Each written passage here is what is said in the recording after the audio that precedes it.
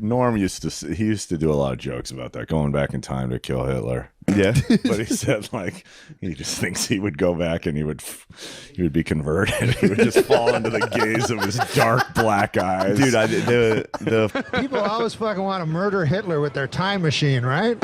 But then I feel if I got back there, I'd be afraid of falling under the spell of his fucking beautiful eyes. It's true. You want oratory, and be then locked in the gaze. Yeah, and then I join the fucking party. That's knowing his me. thing. He gives you his full attention. You're like, whoa, wait a minute, maybe there's Norm, something to this guy.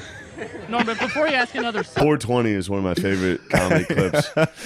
We came up with that on the way to the studio. It's we were just so like, good. I was like, You dude, know what I'm talking about? It's 420 on their podcast, him and Norm's podcast. we were And Norm's like, look, he's like 420, and he's like, you're saying it's about smoking weed. Yeah. So this is what they say. 420 is a code term used primarily in North America that refers to the consumption of cannabis and, by extension, a way to identify oneself with cannabis subculture. He goes to the Wikipedia and he's like, oh, look at that. It was a statesman from Austria. Yeah, I remember. And then he starts reading about it. And then he's like, he did this. Odd-looking duck. Odd-looking duck, but he has black eyes. Yeah. And then he goes, oh, hold the fort.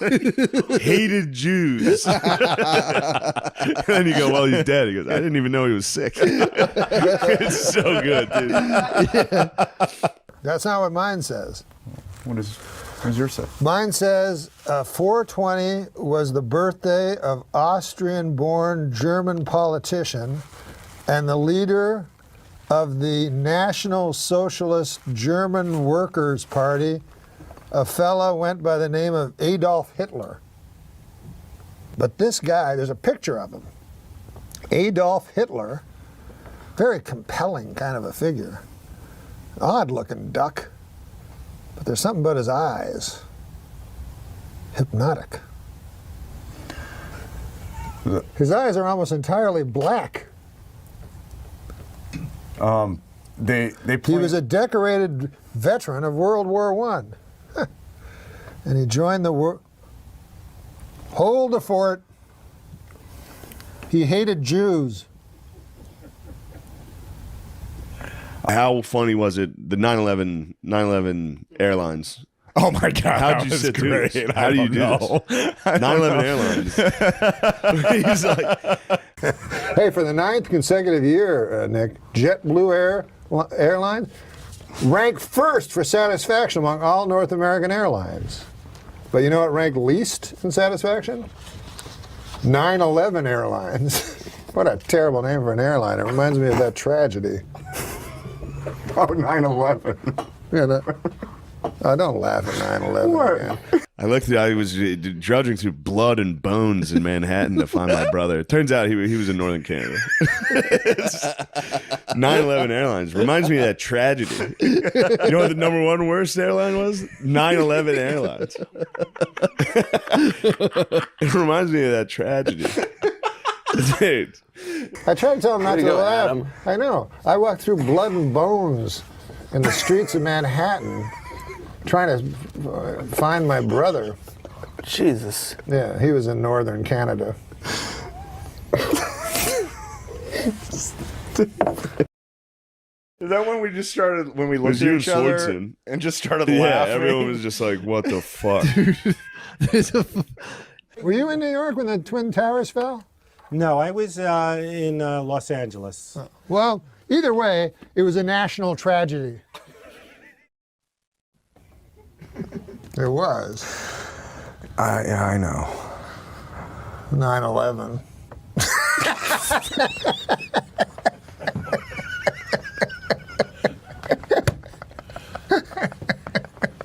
We're going to go to hell. The hole you can get into on YouTube with all of his stuff, it's just crazy. Oh, he was my favorite comic of all time. It's fucked up. He was. Have you been watching Bernie Mac though? I do love fucking Bernie Mac. Bernie Mac, dude. And obviously Norm. Yeah, but Norm, even before I ever met the guy, he was always my favorite comic. I thought he was brilliant.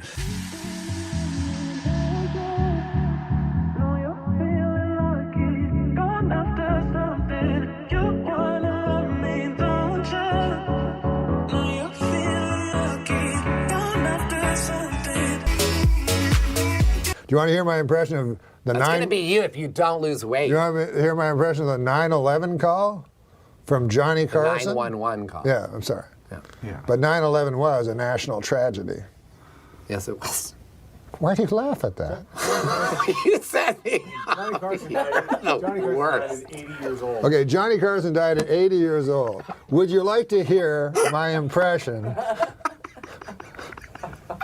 This is a fun story. I'll give you this. I don't think I've ever told this one. I was writing like bad sketch jokes my like first year in LA with a friend of mine at the Coffee Bean. I don't even think it's there anymore, across from the mall. And it's late and they're about to close down. And in walks Norm Macdonald. And the girl says to me, who I'm writing with, this girl that I worked with at a production company, she says to me, she goes, "Oh yeah, you know who that is, right?" And I go, "Holy fuck, holy shit." And she goes, "That's the Bob Dole guy." I go, "The Bob Dole guy?" I would have ripped her eyes out. Hey, I'm Bob Dole. And pipe down, you damn hoodlum. I mean, I was like, "It's fucking Norm Macdonald." And Yeah. she's like, "No, I know, I forgot his name." I was like, what? God. So we sit there and I'm kind of fanboying out and I'm just kind of, like not trying to face him, and he's ordering coffee and I keep kind of looking over just to like, cause you just want to get a glimpse. Cause when I'm 22, I just moved to LA. I was like, fuck, holy shit, it's Norm Macdonald. He comes in there where the coffee is. He looks over. She's a pretty girl. Okay. And obviously doesn't see me at all. Doesn't know I exist. And he's kind of trying to talk her up a little bit. He's like, what are you guys doing? And she goes, "Oh, we're writing sketches." And he goes, "Oh yeah, I know a thing or two about sketches." And both of us were like, "Yeah, no, we know." Like, and I started stumbling. I'm like, "No, I'm a fan of your sketches," Yeah. And he goes, "Oh, okay. Well, I'm gonna go next door. I'm gonna get a Steinbeck novel, Barnes and Noble. There used to be a Barnes and Noble." He goes, Yeah. "I'm gonna get a Steinbeck novel." I'm laughing, thinking he's just making jokes. And he goes, "I'll be back. Okay, I'll be back." And he walks out, and I'm like, "Whoa, how fucking cool was that?" Hand to God. He comes back in with a Steinbeck novel and sits down by us and just starts talking. Oh my God. I swear on my life. Oh my God. It was almost like you started a Norm engine and he just wanted to talk. So he just started talking and talking and talking and telling stories. And I shouldn't tell it, like, I don't want to fuck it up, but the best story he told, I said, "What was your most, like, secret fun thing that happened at SNL that, like, what was some inside shit?" And he goes, Smigel and I, Robert Smigel. If you don't know who Robert Smigel is, he's Triumph the Insult Comic Dog. Mr. Rickles, this may be presumptuous on my part, but I would be so honored. May I sniff your butt? He goes, "Smigel and I, we used to write sketches for Tracy, because we knew Tracy Morgan. We knew Tracy, he was bad in table reads. He couldn't read for shit. He's a fucking stumble through words, So one time we wrote this sketch that we knew was going to tank. Lauren hated it. And we showed it to Tracy anyway because we knew he had trouble reading. He had someone helping him read. He had bad time with S's. So we wrote this sketch about this guy who's like a gay animal handler named Brian Fellows. Do you remember that sketch? Yeah. Brian Fellows? Brian Fellows spent 4 years in Thailand as a volunteer for and later director of the Southeast Asian Animal Rescue Project. He subsequently served as Director of Animal Operations at the San Diego Zoo and Undersecretary of the Interior for Wildlife Management. Brian Fellows, Brian Fellows, Brian Fellows, Safari Planet. And he goes, if you look, the best part for us was it was Brian Fellows, 'S, Safari Planet. It was 3 S's in a row is the sketch that we pitched. So in the room, even though the sketch was bad, we knew Tracy would go, "Brian Fellows, this is Brian Fellows." I'm Brian Fellow! Yes, I'm well aware, and I didn't mean to insinuate anything by that. I apologize. Oh, that's okay. Let me tell you, I once saw a video of a monkey washing a cat. That's crazy! Okay. All right, this is nuts. You have clearly Brian overstated Fellow. your credentials. I'm and Brian wasting Fellow. my time here. I'm Brian out, Fellow. Good, go. And take that monster with you and tell him to stop smiling at me. And Norm goes, he goes, "That is the funniest thing. We used to fuck with Tracy all the time." And dude, I was like, my heart was filled with comedy warmth. Yeah. This is the most wild part. Again, I don't believe that this happened. To myself, I'm going, this is a lie. You're making this up. Right. But she's my proof. We walk out when they finally close the doors. After they're like, Mr. Macdonald, you can stay. You know, the Coffee Bean kids are sitting just listening. We all walk outside, and he starts taking off, kind of headed north on La Cienega. And as a joke, my friend goes, do you want to ride? Are you walking? And he goes, no, I don't want to get in the car with you. And we start laughing, and he goes, okay, shotgun.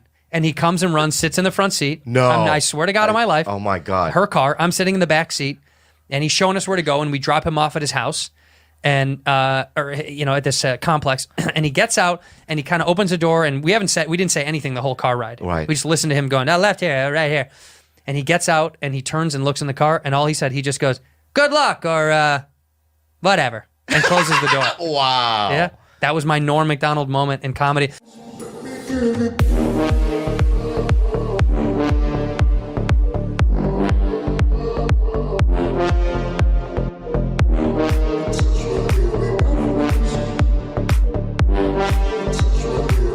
But because he was one of those guys that I was like, when he did Weekend Update, I was like, that's the funniest guy to read. He was the best at that. Yeah, because I don't find it funny. He was the only person that I found funny in that position. He didn't care. The jokes were him making a joke about the joke. Right. I think that's how what it was. funny it was. Yeah. And after I saw him do that, I thought that's the guy that can write jokes better than anybody that I didn't know anyone that could write a joke like that, where it's like, it's really clever, it's funny, but he throws it in the trash. Do you know what I mean? It's like he wrote it, he's like, ha ha, and throws it away. Adam, I got to talk to you. You've been working with all these guys. You've been working with Norm, probably. You've been working for him with him for a long time. Yeah, but Normie, no, I think what he's bringing up was when me and Norm, when we did Billy Madison, I said I would tell. Yeah. The story. Yeah. So that's like the first time you guys worked together in a movie, right? Yeah. Movie. I mean, it was the first. That was our first movie. Hey, we're right here, guys. We're right here. Yeah. Well, this is great. When I graduated first grade, all my father did was tell me to get a job. Hey, you want to feed that donkey some beer? Get it all messed up? Maybe later. Yeah. Yeah. So Norm and I did the movie, and Norm is we didn't know each other's acting style. Yeah. Right. So me and Norm are best friends in the movie, and we're out at the pool. We're doing a pool scene. I'm Billy Madison, of course. So old Billy's gonna talk to you and Frank. I played Frank. You're gonna turn and clarify everything. I get nervous with Normie behind me, but Man, why did I have so many drinks I can't remember? What's today? October? It's Nudie Magazine Day! So anyway, I'm doing a scene with Norm at the pool, and I tell him, I say my line. I think I did it very well. And then I'm like, let me see how Norm, ping-pongs this line back. and so there was a little bit of a delay, and I was like, old Norm likes to take his time. Yeah. And then Maybe it's an acting technique, right? Maybe he's going deep for this. Yeah, right. And then I'm waiting a little longer, and I'm like, wow, he's really milking this one. And then a few more seconds, I noticed old Norm was sleeping. Right? Remember that? I got Yes, the story. sir. You fell. Oh, man, Billy, I just thought of the funniest thing. Billy? Where's Billy? He's in school, man. Oh, yeah. Asleep while the camera was rolling. Well, they wanted me to play a drunk. That's right. That's right. And so I said, you got some booze? No, But also he called me Frank, and in my mind I was thinking, who the is Frank? That's right. You know what I realized with that movie as I was doing it? Because the movie was grown-ups. And I, in the movie, kept going, like, every time they were at a scene, I kept walking up and going, hey, guys, can I be in it? Oh, yeah, it was at the "No." beginning and end of every scene. So I realized that halfway through, wait a minute. Damn, no, it was the best. You killed the hardest at read-through, too. This feels like a guy trying to get in a movie. It was like I had shown up on the set. In real life, I'm a famous actor, Norm Macdonald. But in this movie, I play an unknown man named Geezer. Hey, Lenny, you old son of a bee sting. I heard you were in town. You remember who I am, right? Yeah. The guy from on Golden Pond, right? Golden Pond. You still got it. It's Geezer. Well, Geezer, I play Geezer, who is me, actually. Geezer's just an old chunk of coal that, you know, they're going to have a 4th of July fireworks on the lake, you know, on a barge. Can I at least go with you guys to that and watch it, you know? It'll be like the old days. We used to do that. Well, hey, if we didn't, we should start. Look, I'm not going to lie to you. Geezer's always like the odd man out. Hey, Lanny, you guys are all eating here. How come nobody phoned me? Well, no, we just kind of ended up You here. make me sound like I'm some wicked witch of Milan. I need so not for I do good things. I do charity for children. Yes. Well, hey, is that your wife sitting on the crap? Yes. He wants to be a diamond someday, just like everybody. So I says to the judge, I says, if it lasts for 6 years, it isn't really a temporary restraining order, is it? Whoa, hold on. The idea was Fred and Adam were talking, and, you know, instead of just having actors, just make it all guys that Sandler knows and loves, I hope. He loves me, because I love him. Say, hey, it's me, Geezer. I'm your husband's best friend. It's so fun to be around these guys, because Sandler is, like, hysterically funny. Chris Rock, David Spade, Schneider, Kevin James is incredibly funny. So being around these guys, it's hard. It's very hard for me to be the funniest of all. But I do it. I manage. Man, Hilliard's daughter is looking incredible. Oh, yeah. The blonde or the brunette? The hot one. Ooh. Finally a man shows up. You like what you see? Ooh. Yes. You're gonna have to catch it. Well, I gotta go. I hate to leave you, but I'll chase him to the end of the earth.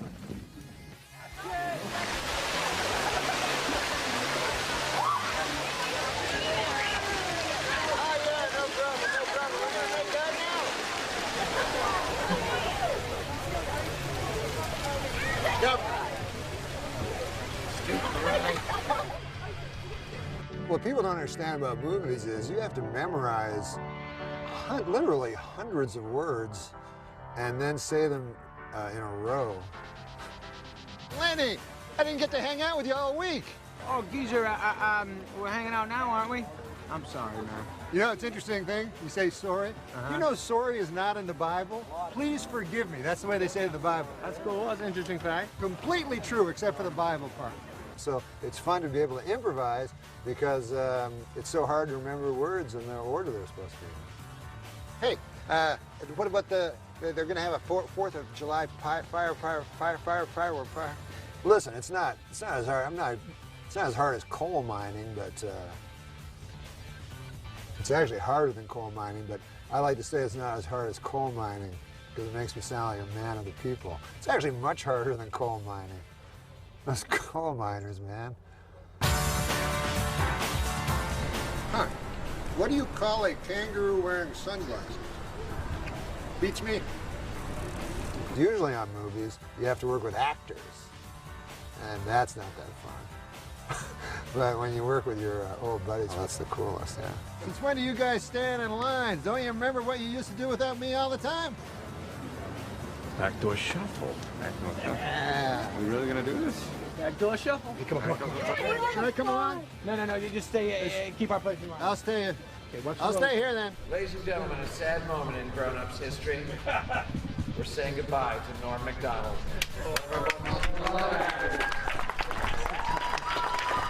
Thank you very much. Ever the grace to the shores and water. Thank you, Dennis. These broken pieces I hold in my hands don't have a chance to mend at all. Before they get thrown into chaos again, I try to pretend I'm whole enough to stand in this world, so I stay. Too magic to win. I'll play you over and over. Can I tell you a great story about Norm Macdonald? Go ahead. Norm Kenny? I don't know what the story. Oh, it's the dog story in Vegas. Here now is a dog story about Norm in Vegas. Go ahead. It's the greatest story in the history of the world. Norm's in Vegas, and they give him a massive suite because he loses about $11 million a minute. Yeah, and that World Series of Poker kind of stuff, right? That was well before that. Okay. The World Series of throwing away your money. Oh, and now for the World Series of throwing away your money, here's Norm Macdonald. And he has an associate named, can I give her name? Sure, yeah. No, Lori. I'm not going to give her whole name. Lojo. Okay, so we got her whole name. And she's adorable. And her family's listening. Right. And she has a dog a little bigger than my tennis shoe. And so we're going downstairs so Norm can lose some money. And Lori leaves the dog in the suite. When we come upstairs, the door is open to the suite. Mm-hmm. And it's impossible to get in unless you have a key. So obviously the dog had opened the door and left because he was fed up waiting. And the entire inside of the suite was on the floor. Wallpaper, lights, pillows, stuffing, everything. Yeah. And the dog was downstairs in the jail with people, with other guys, with drunks and stuff. I'm telling you the truth. I'm telling you the truth. Norm, is this true so far? What? Norm, is this true so far? It is true, and then what happened was there was a band of gypsies in the next room. Don't hear that name in here. Yeah, they're lurking at the outskirts of town, but they must have gotten this suite because they pretended to trip down an escalator or something, and they were going to sue Lori Joe's dog for emotional distress. The Don't you love gypsies. having to go downstairs and bail this dog out like you would a gambler or someone who tried to steal? The dog was in jail. Is this your dog? And they have video of the dog in the jail cell trying to escape. I've seen the suite. I mean, I can't even. The wallpaper doesn't come off a wall in Vegas. He took the wallpaper off, and he had watched everything he could watch on television and left. What kind of dog is this, Norm? I don't know. It was a boxer. What was that dog? Wow. Because you know how boxers know how to they throw up their hands, so he was able to open the door from the inside. Yeah. I'm confused. Where did the gypsies come in again? They were living next door. Oh, They were okay. trying to sue everybody. All right. So the gypsies were living next door. You don't believe this story, and it's 100% true. Well, Norm, I believe. I don't believe Super Dave. I believe Norm. The dog got loose in the hall and traumatized a gypsy child. Well, what happened is a gypsy child opened the door, and the dog was walking down the hall with a couch. A gypsy child. Hey, where's my couch going? Who's got my couch? That dog is taking my couch. Oh, my God.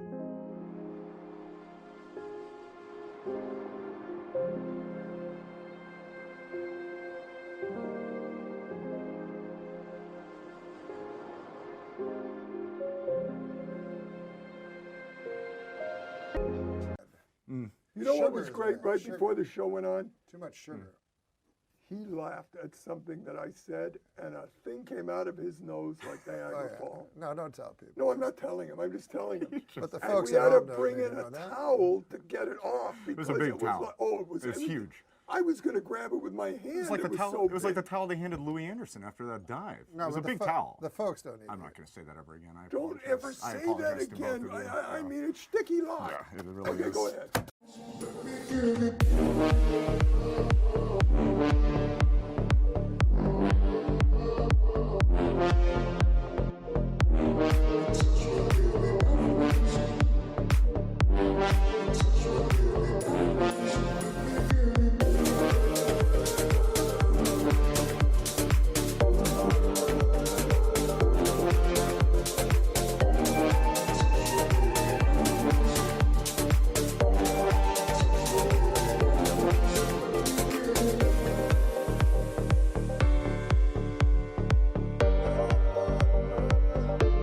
Obviously a lot of entertaining celebrities, but Norm Macdonald used to come on our show in the early days, and those were, I thought, great television because we never knew it was happening, and it was always teetering on the edge of, it was all about to blow up.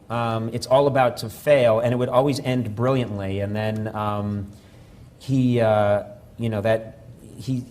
stopped coming around, and it was just a period that passed, and I was always sad about that because I thought, we're a very celebrity-conscious age, and people always think that the best guests are the biggest celebrities. Sometimes the best guests are these people that you have a weird connection with, and it's compelling television. People see and they talk to me about it later on. Like I'll be out in the world walking around and people will say, I saw that when you were with Harlan or when you were with Norm or with Will, and that really got wild and crazy in a way that they don't see on television now. Have you, over the years, who are some of the people who have been your go-to people? That I just remember Dave in his early years had Terry Garr and he had Sandra Bernhard. Yes. And they were kind of magic together. Who are your... I had so many people. Norm Macdonald was this person who would come... you all know Norm Macdonald, but Norm Macdonald, when we'd have him on in the early days, to this day, I've never interviewed anybody like Norm Macdonald. Who was the best guest that you've ever interviewed, and who was the worst? I love Will Ferrell. I also love Norm Macdonald because he comes on and his stories are all invented. None of them are real. They're all old farmers' daughters jokes. And he pretends he'll come on. I'll say, "What's up, Norm?" He'd be like, the other day I was walking down the road and a pirate comes up to, I'm like, "What?" Yeah, a pirate comes along and he's got 3 pigs with him. One of them is wearing a hat, one's got a pipe, and then it's just a complete waste of everybody's time that's absolutely delightful and hilarious. And so I love him. Your favorite guests are always like the Bill Burr, Norm Macdonald. This might go off the rails really fast. Type of guys. Yeah. I mean, Norm Macdonald, one of the great talk show guests of all time. He invented something that Norm Macdonald invented this amazing thing that I've never seen anybody do before or since. It's kind of like he split the atom. It was that revolutionary. Norm would come on and he would, instead of telling you a real story, like if I had you on the show and you're like, "Hey, Bill, tell me, and remember I was living in Chestnut Hill once," and you would tell a real story about what happened to you in your life. Norm tells old jokes as stories that happened to him. Yeah. So I'd be like, "Norm, what are you up to?" And I mean, really old jokes from like the 1920s. And he'd be like, "Well, Conan, I don't know if you're aware that I purchased a farm, Conan." I'd be like, "Really? You purchased a..." Yeah, I purchased a farm. Of course, I have 3 daughters. And I'm like, "You have 3 daughters?" "Yeah, I have 3 daughters on the farm. One very attractive, one not as attractive, and of course the third not, kind of, well, she's ugly, Conan. She's ugly." And I'd be like, "Well, one day this traveling salesman comes to the farm, and he says, now, Norm, I tell you," and then it's like he's telling an old traveling salesman joke. Yeah. But about halfway through where it's going. I mean, I usually know. I know kind of what he's doing. I'm laughing that he has the balls to do this. I'm laughing at the audacity. So I don't even care if this joke lands or not. I'm laughing that he's committing to the fact that, no, he doesn't have a farm. He doesn't have 3 daughters. There's no traveling salesman. But he doesn't care in a way that is exhilarating and scary at the same time. Do you know what I mean? Yeah. And plus, he probably has some people in the audience who are taking completely seriously, right? Yes. Yeah. He's got some people thinking. We call them tourists. Yes, we call them. They're usually from San Bernardino. Well, Norm had the greatest talk show moment in the history of talk shows with Courtney Thorne Smith. That was epic. That was so great. And it's funny because it's lived on. Who knew that we were going to have YouTube eventually? We could just queue it up on command. God bless YouTube. I had no idea when those things were happening. I thought, we're talking 1993, 94. When those things were happening, I thought, what did I know? I just thought if you were up and you saw it, that means you saw you saw an amazing thing happen. And if you, and then maybe if I get to stay on the air long enough, we'll have a 1-year anniversary show and maybe you'll see it then. But if you're not there for that, it's gone. And now I meet people, that around the world that will say, "Oh, I just saw that thing with you and Norm and Courtney Thorne Smith." And I'll think, that was a moment of my life when I was 30. Yeah. And I'm like 85 now. Like, how is that possible? Straight to the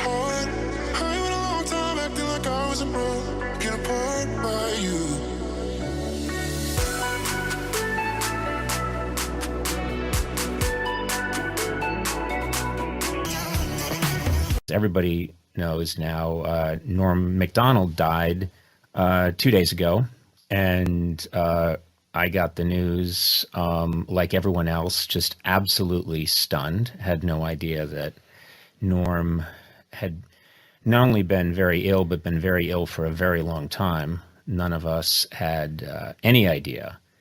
And there's been this seismic reaction, which is appropriate, completely appropriate in the comedy world. And a lot's been said about Norm. And I just had this very strong feeling yesterday that I needed to talk to people about it and talk to people who, like me, experience Norm in the moment and really try and understand what it was about this man, this very improbable, unusual man. What made him so different? And I maintain that, we are accustomed, sadly, to losing funny, talented people all the time, and we grow accustomed to it. I think Norm's impact is only going to grow, and I think his significance in comedy is only going to expand over time because he was such an incredible talent, and trying to describe what made Norm different is so difficult. And I think so far I think I've read everything that's out there, and I'm hearing, to be fair, people were all taken by surprise. You're just hearing he was an original and there was no one like Norm. And I keep thinking, no one's getting to it. And I just wanted to take a stab today to try and understand what exactly it was about this guy that was so brilliantly unusual and is going to be so lasting, and his work is so important. And one of the things that speaks to, I was having a conversation with Jim Downey and in the wake of Norm's death, and Jim Downey, and I was trying to get to what is it that made Norm so different, and he reminded me, he said, on Weekend Update, we would do, there's a dress rehearsal, which I know because I worked at Saturday Night Live. There's a dress rehearsal, and he said, the best way to test a joke on Weekend Update is at dress rehearsal. If it does well at dress rehearsal, it will do well on air. If it doesn't do well at dress rehearsal, it will bomb on air. It's the best way to test it. And he said that Norm would do a joke at dress rehearsal that they both loved, and it would get nothing. And when Weekend Update was over, Jim would say, yeah, it's too bad that joke didn't do well. And Norm would say, yeah, I know, but we got to do it.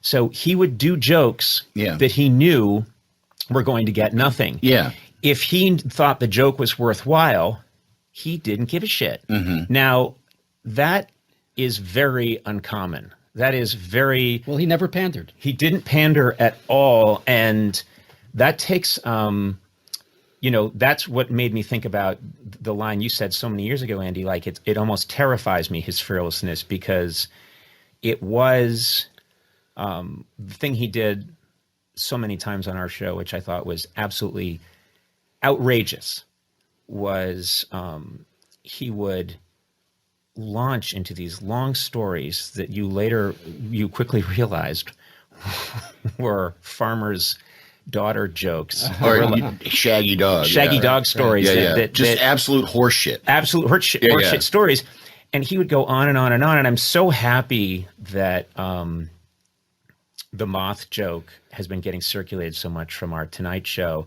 because it is completely outrageous what he's doing.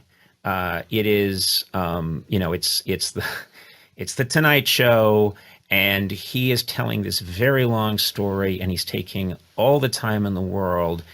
And I love it just because even though I was there, I'm delighted every time I see it. Yeah. I every time I see it, I'm delighted with it, because what he's doing is breaks every rule. You're not.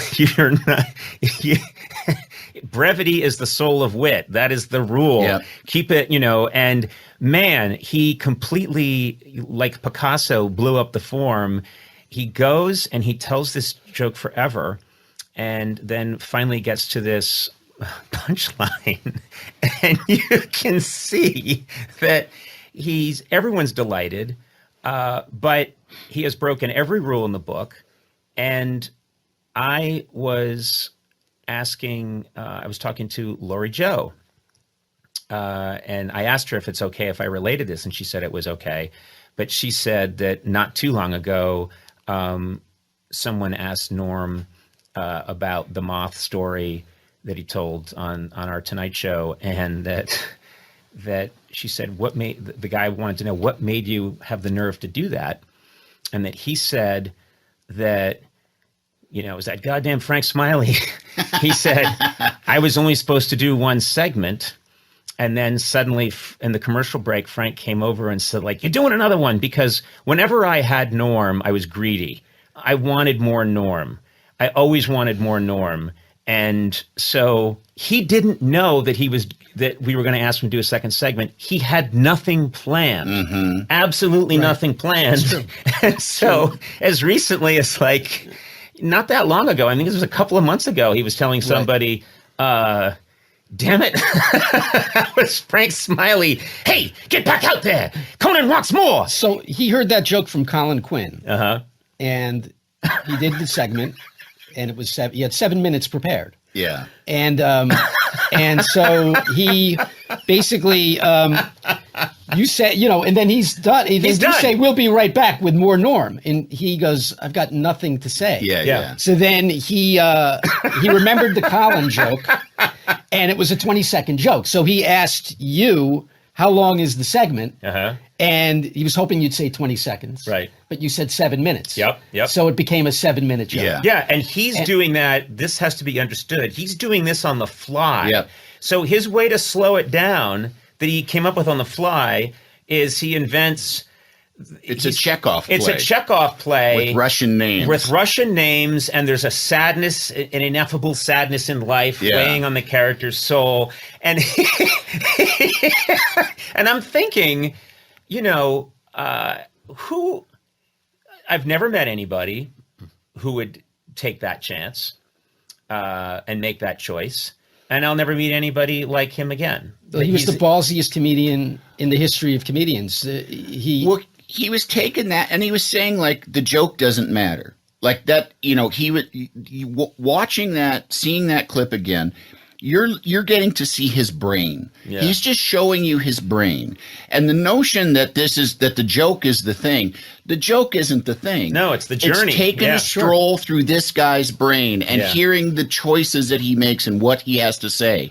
And and I think that was like kind of what, like, there was so much of like what he would say, like, well, that doesn't matter, this matters. And what mattered to him was his own self-expression, was spreading his own kind of genius and his own point of view. Like, there's a clip out, he did some roast, and I remember seeing it at the time. I can't remember who it was that he was roasting, but all his jokes are things. It was Bob Saget. Was it Bob Saget? Yes. And it was unbelievable. It was, but all the jokes were things like, Bob often has a lot of things on, Bob often has things on his mind. It's when he's wearing a hat. Like, it was all these dad jokes, intentionally bombed. Right. And then I didn't even know this, but I remember feeling like, okay, Norm, I mean, these are funny, and you're funny doing them because you can't help but be funny, but this feels a little hostile, why are you breaking from what this, you were invited to a costume party and you came, in a tuxedo, whatever. He didn't play by the rules of the thing. Turns out the producers told him, really go for it. Really get him. And Norm was like, you're going to tell me what to do. Here, I'll do this. I'll do the softest, lamest dad jokes I can come up with. Yeah. And it was just a fuck you to the producers. It looked weird at the time. It was funny in a way, but it still was just like, it was Norm doing what the fuck he wanted to do. It was still hilarious. Yeah. And it's like Norm couldn't not be funny. Yeah.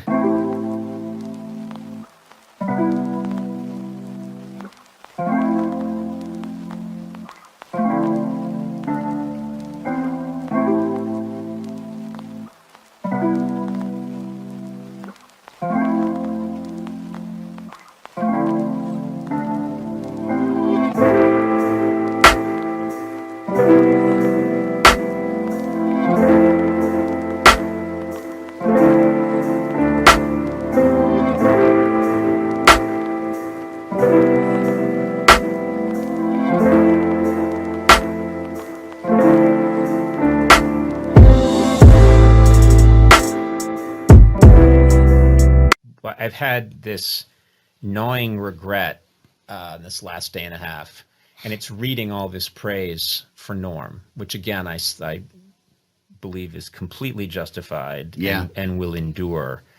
And it's been a regret that he didn't get to experience this. You know, he took so much flack in his career. He took so much shit. And yes, he knew that he had fans, but I wish, you know, it's a common wish for people, but I wish he had been able to read the stuff that's being written about him. I wish he knew how beloved he is, and also how in awe comedians are of what he did and what he meant, and how you know, how important he was to the people who are probably the most important people in the world to him. Yeah, you know, and he, you know, I wish he knew that, and that's the one regret I you know, he kept his illness a complete secret from everybody. And that was his choice, and I respect that choice. See how it's done. But selfishly for me, I wish I had the chance, and I wish a lot of us wish we had the chance to go in and tell him, you were a singular artist, and you've really made a huge difference, and I mean, if nothing else, I don't know of anybody that could make me laugh like that. What was it like working with Norm? Norm's a special guy. You know, everyone who meets Norm, you can't help but fall into his cadence. You know, yeah, Rudy, how you doing there, Rudy? I knew a guy named Rudy one time there in Toronto, you know. And then, of course, he'd go on 5 minutes later and do a corny punchline. Everyone that meets you does an impression of you. What? You're one of those guys that you make such an impression on people that everyone that meets you does a Norm Macdonald. I don't care for any of those impressions, by the way. You know how they say impressions are the highest form of flattery? Well, no, they say it's the highest form of flattery. Yeah. Anyways, imitation is the highest form of flattery. Yes. Yeah, he's a rare and special guy. He was a brilliant guy. He was a brilliant mathematician, actually. Really? Yes, in his younger days, and he got moved ahead in grades, like way advanced in grades, probably more than he wanted to. Oh, wow. Because he was like in high school at a very young age, and kind of felt a little, you know, out of it, because socially he certainly wasn't at that age, but he was so brilliant mathematically that he felt a little awkward socially being moved so far in advance. Oh, wow. Okay. But you can tell how brilliant he was, because that, you know, math figures into comedy. And timing, right? And you can tell that's what goes on with Norm.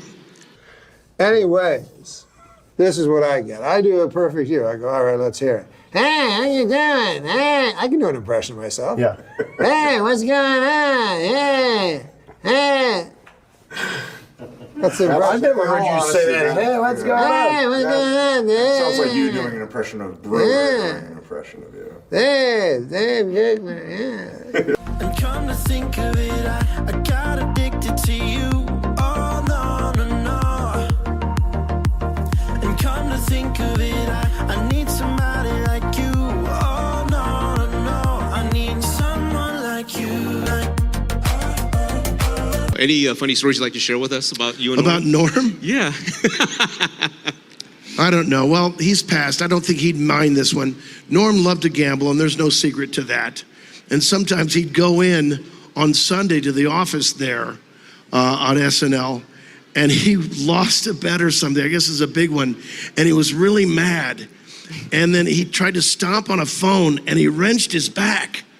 But he was so mad that he said he slowly pulled the phone apart to assuage his anger, but he did it really slowly because his back hurt so hard.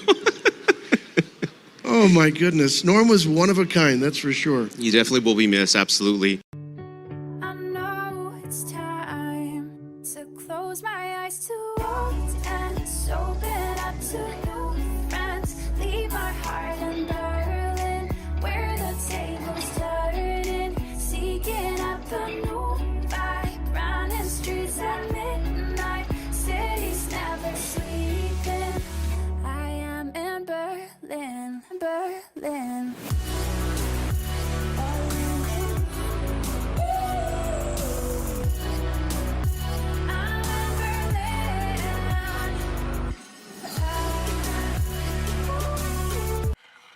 noticed lately, everybody has an opinion.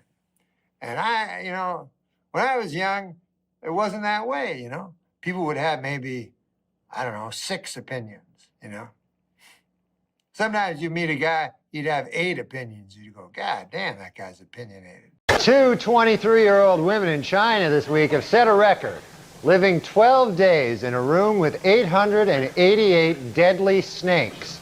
They now hold a coveted place, in the Guinness Book of World Retard. I used to do that. What about this joke? Alex Trebek set a Guinness World Record for most game shows hosted.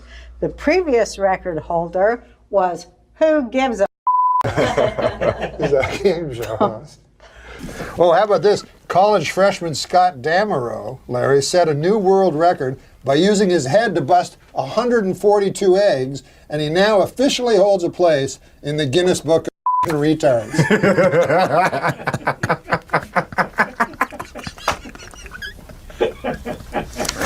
Oh, it's ridiculous. It's just ridiculous. Why are these dirty?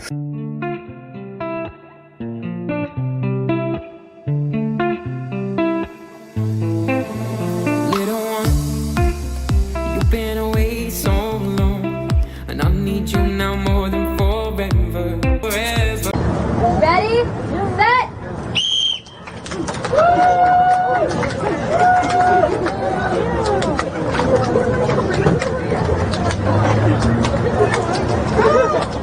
Earlier today, the biggest auction ever of Beatles memorabilia took place in Tokyo. Among the one-of-a-kind items on the block were Paul McCartney's birth certificate, a white Mercedes-Benz owned by John Lennon, and rarest of all, a photo of George Harrison not looking haggard. Have you ever seen one when you think about it? In a recent interview, Paul McCartney confessed that Bob Dylan turned the Beatles on to marijuana. In return, George Harrison turned Dylan on to looking old and haggard.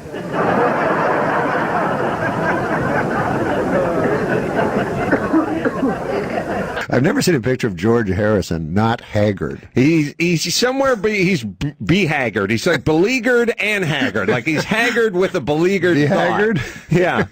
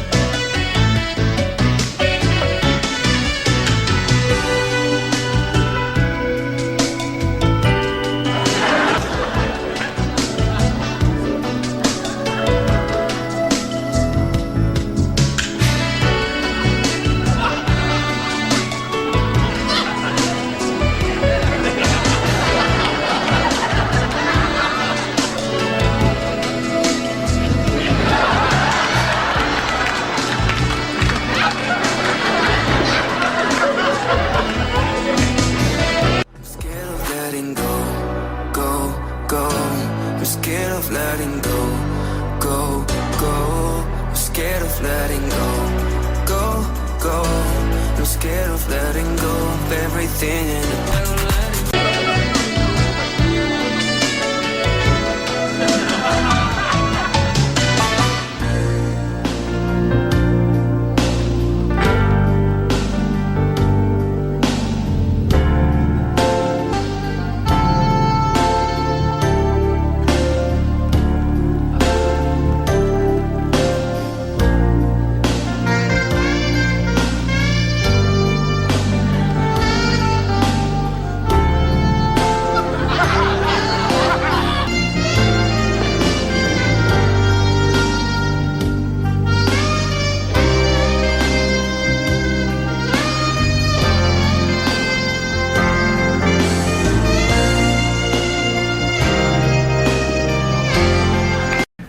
Are those your jokes that you wrote today? Yep. Okay. Been cracking them out. Okay. I am going to prove something right now. Read the jokes to me. I'm on a seafood diet. I see food, and if it's a fish, I eat it. Meta. Yeah. I hate meta. Some people keep trying to get me to do meta comedy, so there you go. I heard a joke. Yeah, there you go, Norm. You got it. That was attacked by the night monkey. All right, hold on a second. Go ahead, Norm. No, I'm terrible at telling jokes, but a guy, he gets a genie or something that gives you wishes in a lamp, right? Yes. Right? Yeah. Okay. And so he's like, oh, no, that's not it. He goes to his whole head is a giant pumpkin. That's how the joke starts. Mm-hmm. It's like a giant pumpkin, and then his friend goes, what happened? He's like, I found this genie in the lamp, and he gave me 3 wishes. And he's like, what happened? He goes, well, the first wish I wished for like $100 million, and I got it. And then for my second wish, I wished for like a beautiful lady, and I got her. And the guy's like, yeah, but what happened? He's like, the third wish, that's where I really blew it. And the guy goes, what happened? He goes, I wished for a giant pumpkin head. You guys got it. Really, put a CD out together. You know what I really hate? You know what I really hate? If you go anywhere with him, like for a couple of days, he does that on purpose. He'll tell jokes with no ending on purpose. I don't think you need one. Sometimes you can tell a joke like that. And then that happens. You don't need to have a joke. You want to read a joke? Sure. You read them so good, but do you like his meta jokes? He's a deep guy, you know. He's a young guy that's still finding themselves, so he's meta. How many Polish guys does it take to screw in a light bulb? The question cannot be answered because Polish people are so fucking stupid that no matter how many of them are available, none of them would ever be able to complete that simple task. This is a meta joke. Have you aware of these meta jokes? How many comedians does it take to screw in a light bulb? How many? 2. One to do it, and the other guy to go, how long has he been up there? I like that. On stage. Yeah, because I was going, how long? Like, how long? This is the post-punk comedy. Now, this might be too... He's not one of those sabotaging guys that's afraid of success. No. No, this is a new type of comedy that may be a little advanced for the likes of you and me. To tell you the truth. Try to take I think that's what it is. He had to do what's called anti-comedy? Anti-comedy or meta-comedy. Yeah. Anti meaning the opposite. Before we begin, I have a quick public service announcement. Would anybody, please fuck Martha Stewart? Oh, I got that one. What? I don't understand that. What? That's weird, right? Too soon. It's meta. Meta. Do you like the meta comedy? Meta world peace comedy. Yeah. Comedy I like. Your mom is so fat she developed type 2 diabetes and congestive heart failure. Snap! I don't get that. That so fat she just something. Well, it's kind of an anti-joke. It's a literal, yeah. Oh, okay. You know these new meta jokes? Yeah, I don't know that. Well, she's so fat, you expect a joke, but then she's just so fat. I get it. If thinking that women are not funny, emotionally irrational, and less intelligent than men makes me sexist, then yes, I am sexist. Another meta joke. Is it? Sort of. Boy, was it hot outside today. I went out to buy a California Pizza Kitchen signature pepperoni frozen flatbread, and by the time I got home, it was perfectly cooked and entirely eaten. 100% true. Oh, you ate it. See, I love the laughs. I love the laughs. It's just weird, right? Just some of them are odd. I'm not going to lie to you. This is a joke. Well, some of them. But this is a joke. I think technically. Like an observational joke?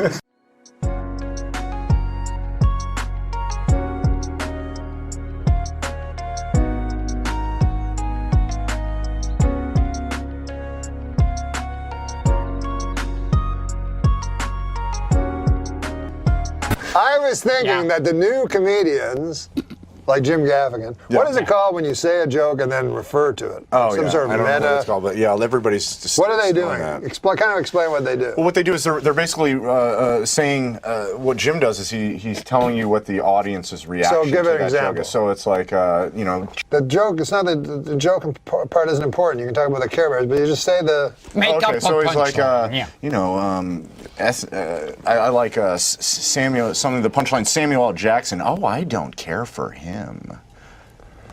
He's not a good actor. Something like that. Sometimes beauty's distracting too. Like Halle Berry, she is so beautiful. But whenever she's in a movie, I find it hard to follow the plot. Like when she was in Monsters Ball playing that poverty-stricken woman, the entire time I was watching the movie, I was like, well, why doesn't she just become a model? But isn't that you said he was commenting on his own act, not on Samuel L. Yeah, that's Jackson? what he's. Oh, yeah, but he's talking about the. Why does this? All right, so he'll be talking about like cheeseburgers. I love about mini muffins is you can eat fucking 12 of them. Oh, he just keeps talking about food. Why is he talking about food so much? Yes. He does that. And now this has become a kind of a standard since. Since he did it, it's like everybody. Try and be a good dad. I sat the older three down and I explained to them that the new baby does not mean I love them any less, but I will have to let one of them go. So if anyone knows of a toddler rescue, maybe we could get Sarah McLachlan to do the commercial. I don't like that joke at all. Why would he put that joke in this special? 4 kids. Bedtime is a crisis. That's why I'm here right now. I saw Gilbert do that 20 years ago, where he was his own father watching his act. Yeah. How did that put on a pair of glasses. What kind of a joke was that? He didn't answer it. I don't understand that he does the fingers fighting with each other, and that's a joke. I've been doing that for years, way before they had a name for it. I had no idea. He would say a joke, and then he'd put on his glasses, he'd be his father, and not care for the joke. Right? That's brilliant. What do you have to say now? I mean, I'm not a good, Anything. Yeah, clearly.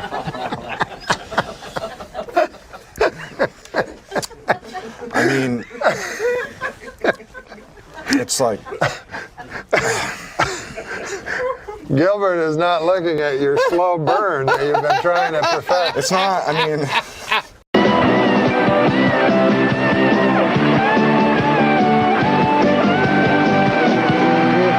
Okay, folks, before we continue, I have an announcement from the management. Would the owner of a Glock 9 with the inscription, "To Puppy with Love," please pick up your gun? It's at the hospitality suite. Oh, I have an announcement to read. I almost forgot. I was told to make this announcement. Table 10, wherever you are, table 10. We're sorry your waitress hasn't been there in a while. Larry King just married her. So...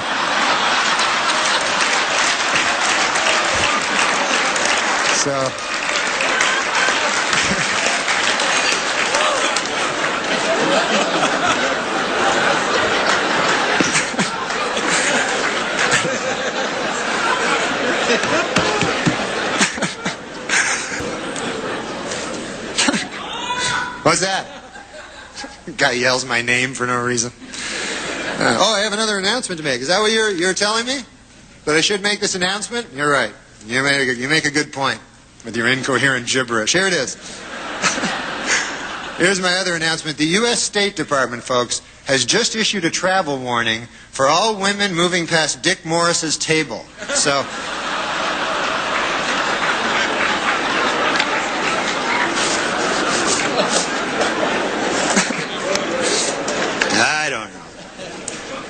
Well, that's about it for me.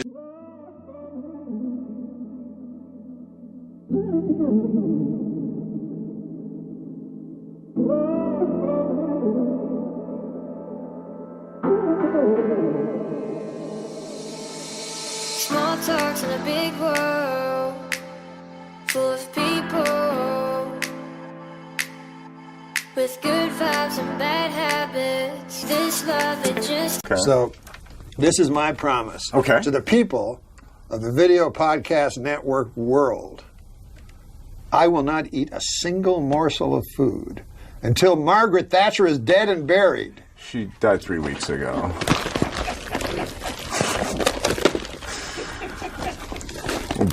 We'll be right back with Larry King. New medical research shows that men and women have different food cravings. Men preferring meat and women preferring sweets. Scientists trace this back to caveman days, when men had to go out and hunt for food while women sat on their fat asses eating chocolates.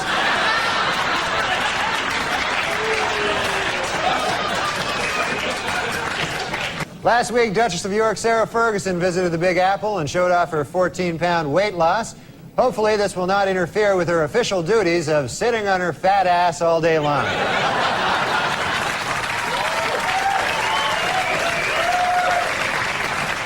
In what is considered a remarkably short period of time, the head of the Federal Advisory Board, Dr. Peter Mellman, has given speedy approval to a controversial new anti-obesity drug. It should be noted, however, Dr. Mellman's wife is a fat pig.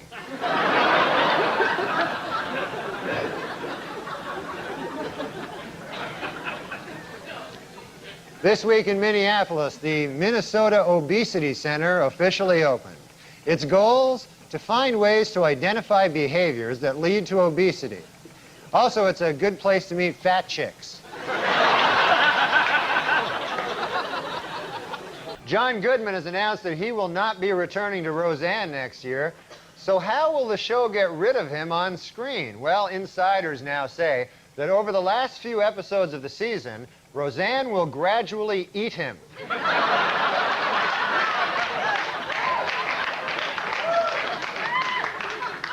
According to a controversial new biography, Elizabeth Taylor likes her lovemaking loud, rough, and frequent. Coincidentally, that's also how she likes to eat.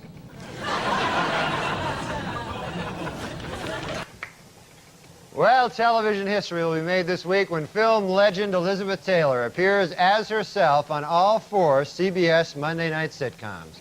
It's part of the network's new campaign, Must Eat TV. She enjoys eating. The New York Post has reported that Michael Jackson wants his closest friend in the world, Elizabeth Taylor, to be the godmother of his child.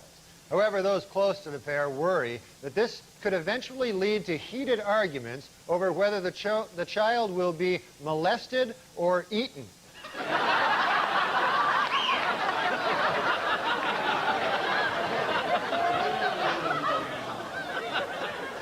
Yeah, Ricky Lake, you know, she really is an animal lover, though. She has 3 cats, 2 dogs, and a big ass that follows her around everywhere.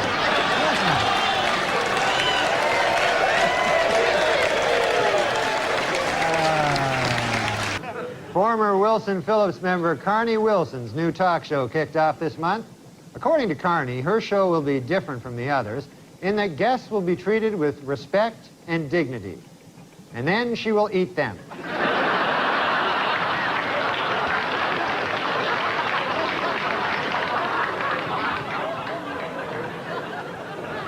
Talk show host Ricky Lake has announced that she will finally publicly apologize for her role in a destructive anti-fur demonstration. Then she will eat a huge can of frosting.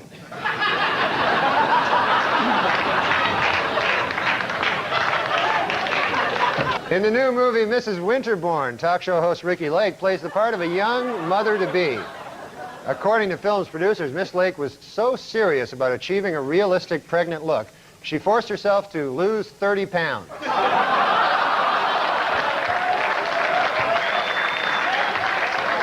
This week, renowned heart surgeon Michael DeBakey attacked the hypocrisy of Hollywood stars who oppose the use of animals in medical research and yet wear ribbons supporting the war on deadly diseases like AIDS. In response, animal activist Ricky Lake said, quote, "But the red ribbon diverts attention from my gigantic ass."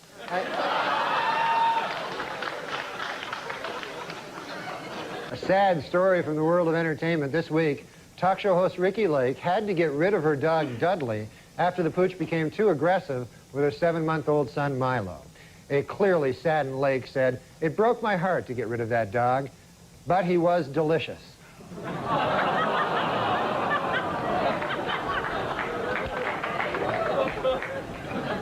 She ate a whole dog. In Virginia, police are looking for a stripper who stabbed a man for telling her she was too fat to strip. Police warn that the woman is armed and extremely fat. Rosie O'Donnell show premiered today, and I was in its tapes at the same floor as Saturday Night Live on 8H. They had flowers sent. There was the whole, it's unbelievable. You know, people must love her. There's flowers all along the entire 8H. Right. All flowers. They're sent by, like, there was one from Madonna, one from Elizabeth Taylor, Regis and Kathy Lee. Never seen so many flowers. I didn't even realize you could eat flowers. You say there's no way we could go back, and that I've broken what we had. Oh, I wish that you would come around. No. I don't understand something. Right. You went to a doctor, you said, hey, what's with me? I'm around Elle Macpherson and I'm not getting aroused. No, I didn't mention her. Yeah, but and you start to get concerned that, hey, why am I not getting aroused around these beautiful women? Yeah, because I used to always get aroused all the time, no matter what. Like, I could see a giant fat woman, like, part of her ass. Right, and you get excited by that. Yeah. Are you on medication of any kind? No. I just, now I'm just... Do you need that testosterone patch or something? Yeah. What's that? Yeah, it makes you more masculine. You know what I mean? But then your hair falls out. Yeah, you got to be careful about that. So, Norm, what do you think about? What? When you're masturbating? What do you think about? Well, you know, like... Fat woman's ass? No. Like, who do you think? Did you ever think about Elle Macpherson? No. Oh, I don't believe that. Who do you think about? I don't think girls about... you just met. I'll tell you something. I can't think about, like, girls that I don't think I could have sex with, because I don't have that good an imagination. Right, it's got to be someone you think you can get. Right. That's how I am. Right. So I sometimes I think of, like, kind of unattractive girls where I'm... right, when you're doing stuff. Right. Yeah. Yeah, I do that too, though. Yeah. Like sometimes like one of the interns here or something I'll think about, because I think that, like, I could definitely get You ever think about Rosie O'Donnell when you're doing it? Good Lord. No way, right? Name some names. Yeah, name some names of who you think about. You know what Rosie O'Donnell would be good at giving? What? Really wide head. Oh, that's funny. Does Rosie O'Donnell have the biggest head on the planet? Yeah, she really does. How much does her head weigh? Do you take a guess? About her head weight? Yeah. Oh, well, that age-old argument, I'm not going to get into. You're not even going to get into it. Yeah. I see. And she's on the new $100 bill. Did you see her picture? It's pretty wild. Norm Macdonald is that's a great one right there. Yeah, Norm was quite a guy. He was so unique. He was so peculiar too. Norm was very needy in a way, and I'm not speaking out of. I mean, everybody knew that he was needy. He always needed a handler. Yes, because he just. I don't know if he didn't know how to do things or he just didn't feel like doing it. Like go on tour with him, he couldn't find his passport, he couldn't find his shoes, he couldn't find this and that. Are you serious? I'd call up Norm and say, Norm, you want to go to Palm Springs with me? It's a 3-day Jim McClain course. Yeah. So I pick him up. He rides out there with his feet out the window all the way, listening to Johnny Cash. Remember that? Yeah. And we get out there, and the next morning I call him to wake him up to go. He's sound asleep. I got to call him like 3 times and knock on his door. And then he gets up. And he goes, I can't find my shoes. He's like being a little kid. Sounds like every day getting him to this podcast. He didn't drive. He didn't have no driver's license. You had to like point him in the right direction where to go. And this was without doing drugs or anything. And he loved to gamble. And again, I'm not speaking out of school on that one either. He loved to gamble. And I learned not to loan Norm money because he wouldn't pay it back. And we were in Vegas once, and he asked to borrow $500, so I gave him the $500, thinking he'd pay it back. And he went off to gamble. He came back the next morning. I saw him for breakfast. I said, Norm, you got the $500? How'd you do last night? He goes, oh, you'll get it. You'll get it. The next day, Norm, don't forget the $500. You'll get it. And then the third day, I go, Norm, you got the $500? You keep putting me off. But, I mean, this disrespectful not paying me back. He goes, what are you complaining about? You only lost $500. I lost $5,000. Good Lord. I remember him when he hosted the ESPYs. That's where I met him. Yeah. When he hosted the ESPYs, and that was off the charts. I mean, his famous joke about the Heisman Trophy. What was it? The joke was about the Heisman Trophy that Charles Woodson. Charles Woodson, right? He's like, Charles Woodson is here. And there's Charles Woodson. How about that? And what a season he had.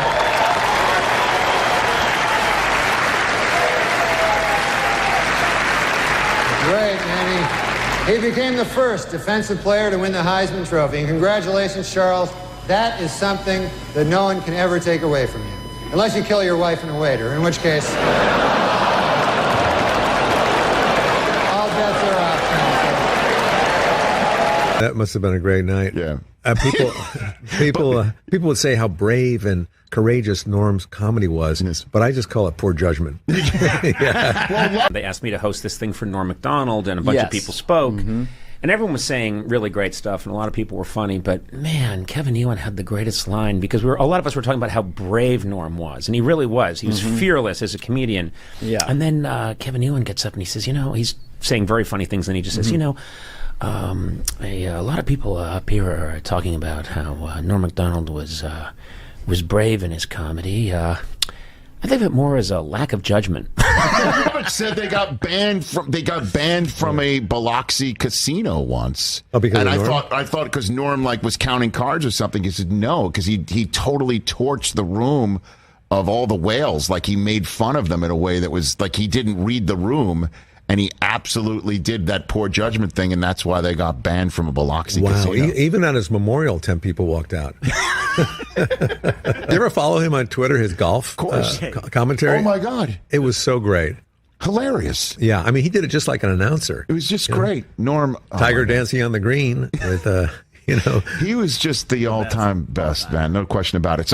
I do remember him jumping out of like a stage door at Radio City Music Hall when, we were all getting ready for the night, and he was asking about a score of a game. Like, he just thought like I would be like his own personal sports phone. Like, hey, who's winning that game? And come to think of it, I got addicted to you. Oh, no, no, no. And come to think of it, I need somebody like you. Oh, no, no, no. I need someone like you. Version of Canada, but one of your other counterparts who's Canadian that you didn't mention there, Norm Macdonald, I can't see Norm having the same kind of sentimental attachment to Canada, or did that come up? No, I don't hear him talking that much about Canada. I don't know if he remembers that he's from Canada. He does occasionally. He seems very proud. He and I correspond sometimes, and I think it's mostly, I'm a fan of his and he knows it, but I think it's because I'm Canadian as well. I think he's got pride for it, but I mean, he's an enigma to so many of us. You've been on his show. I haven't gone through the entire archive. Have you gone hiking with Norm yet? Well, funny you should ask.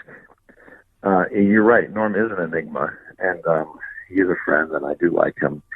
And we've toured together before. But, we were out in the Grand Cayman Islands about 2 months ago doing the Kaboo Festival out there. And I said, Norm, why don't we do a hike? Because I've been trying to get him, and he's been saying, yeah, he'd do one. And so he says, yeah, let's do one. I said, we'll do it on the beach. So we were all set to do it, and I go... I do the intro on the beach, before he gets there, and the outro and all that stuff. And then I go take him out to lunch, and then we finish lunch. He goes, oh, I got to get my hat. And he goes back to his room, and I'm waiting for him at the elevator, and he texts me saying, I'm watching the golf tournament right now. Tiger's playing. And I said, okay. And then 10 minutes later, he texted me. He goes, I can't go. I got diarrhea from that sandwich you bought me. So I never got the hike with him. Oh, man. I have a similar sort of story. I mentioned we exchanged messages, and I asked him to be on the show. I've asked him a few times, and he always says, certainly. He'll direct message me back, certainly. And I'll say, okay, when? give me a day and time, and then nothing. And then he'll write me something about something else. He doesn't. This is a thing with Norm, right? He can't commit to meeting with people. It seems. Yeah, maybe that's it. I don't really know, but I mean, he's a funny guy, of course. He's very entertaining, and he is kind of quirky, and he's an enigma, and that's part of the thing that makes him so, I guess, endearing and interesting and entertaining. I've watched so many hours of his stuff, and I've met him, and he was like this comedic bar, like, hey, we got Norm. There's so much shit comedy. Then you see Norm, and you're like, this is next level. This is savant type shit. And then to lose him is like, Norm had 20 more years at least of just content and thoughts and his point of view, and we'll never get that, and that sucks. He's just one of those guys who describes the most basic shit that we all know, but it's funny because he points it out. Like his Letterman set, the last Letterman, when he goes, Germany decided to attack the world, and you're like, that's so true. And then he goes, who do you think you are, Mars? I mean, it's just so funny, those little things where he's just telling you facts, and it's funny. I met him once at the Comedy Cellar, and we chatted for 5 minutes, and then he went on and did the Letterman set that he did. He was running the Letterman set, and sweet guy, nice guy. I didn't know him that well, but I mean, he's just brilliant. And I also love a brilliant guy who does stupid stuff. Mm-hmm. That's a fun little combo there. Like silly guys who are actually brilliant also. He was the king. He was the best. I mean, if you could play the chairman of the board thing is probably his crown jewel in his panel. There's this movie coming out. Yes. Title undetermined at this point. Chairman of the board. Oh, all right. Do something with that, you freak. I bet the board is spelled B-O-R-E-D.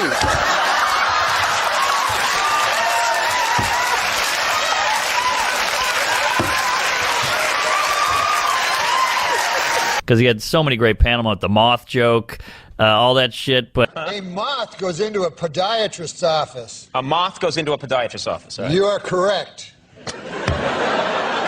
But the one with the SNL, because a lot of comics are like, I don't give a fuck. I say what I want.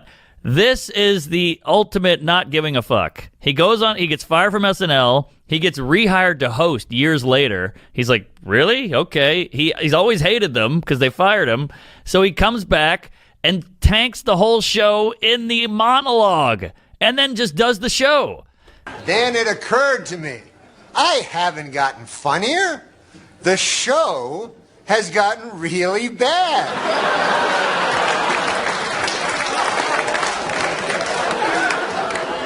So yeah, I'm funny compared to, well, you'll see later. But okay, so let's recap. The bad news is I'm still not funny. The good news is the show blows. He's my hero. I love him to death. Fun, maybe one of the funniest guys on the planet. Dave Attell, Norm, in that. There's something about those two. National treasures. I agree. And the fact that he's not like the biggest comic of all time is weird. Well, he is to us. I guess so. The comics, I mean, he's not the biggest, but the comics, he's on. The Mount Rushmore keeps getting bigger. I know. Four heads is not a good enough You got to stop using that thing. Yeah, it's a bad thing to say, the Mount Rushmore, but in the Hall of Fame. One of the funniest guys on the planet, one of my heroes, huge influence on me. I've seen everything. I watch his YouTube probably every other day. I just put it on. When I first met you and I saw you, I was like, oh, he's doing like a Jerry Norm thing. Yeah, completely. Seinfeld and Norm. He had another special in him. He's great on podcasts. I just wish he made more. And I mean, look, he's got a lot of stuff out there, so I'm getting greedy. But I think he's one of the funniest people. I mean, no one sounds like him. Amazing jokes, great takes, brilliant comic. His gambling stories on Howard Stern are incredible. I read his book. I've seen everything he's done. This is Dirty Work is a great comedy. I love Dirty Work. I met him once at the Cellar, and I got a photo with him, and now I'm so glad I did. He did Last Comic Standing. He was the only honest judge. He would tell comics they were hacks. It was awesome. The comics hated him. Joe List did it, and he goes, Joe, you're a very good writer. And Anthony Jeselnik goes, hey, Joe, that Norm just called you ugly, which is such a great line. He would come in, and he would bomb a lot. He would have jokes that the audience would be like, oh, he had this one great joke. He's like, something women are bad drivers. And they went, oh, and he went, well, I want you to know a woman wrote that joke. And they went, oh, and he went, I'm kidding, we don't hire women. You're like, yeah, that's a comic. Come on. He just kept teasing him. That's a fucking combo. He went this way, that way, then that way. I mean, he's the best. Who are safer drivers, men or women? Well, according to a new survey, 55% of adults feel that women are most responsible for minor fender benders, while 78% blame men for most fatal crashes. Please note that the percentages in these pie graphs do not add up to 100% because the math was done by a woman.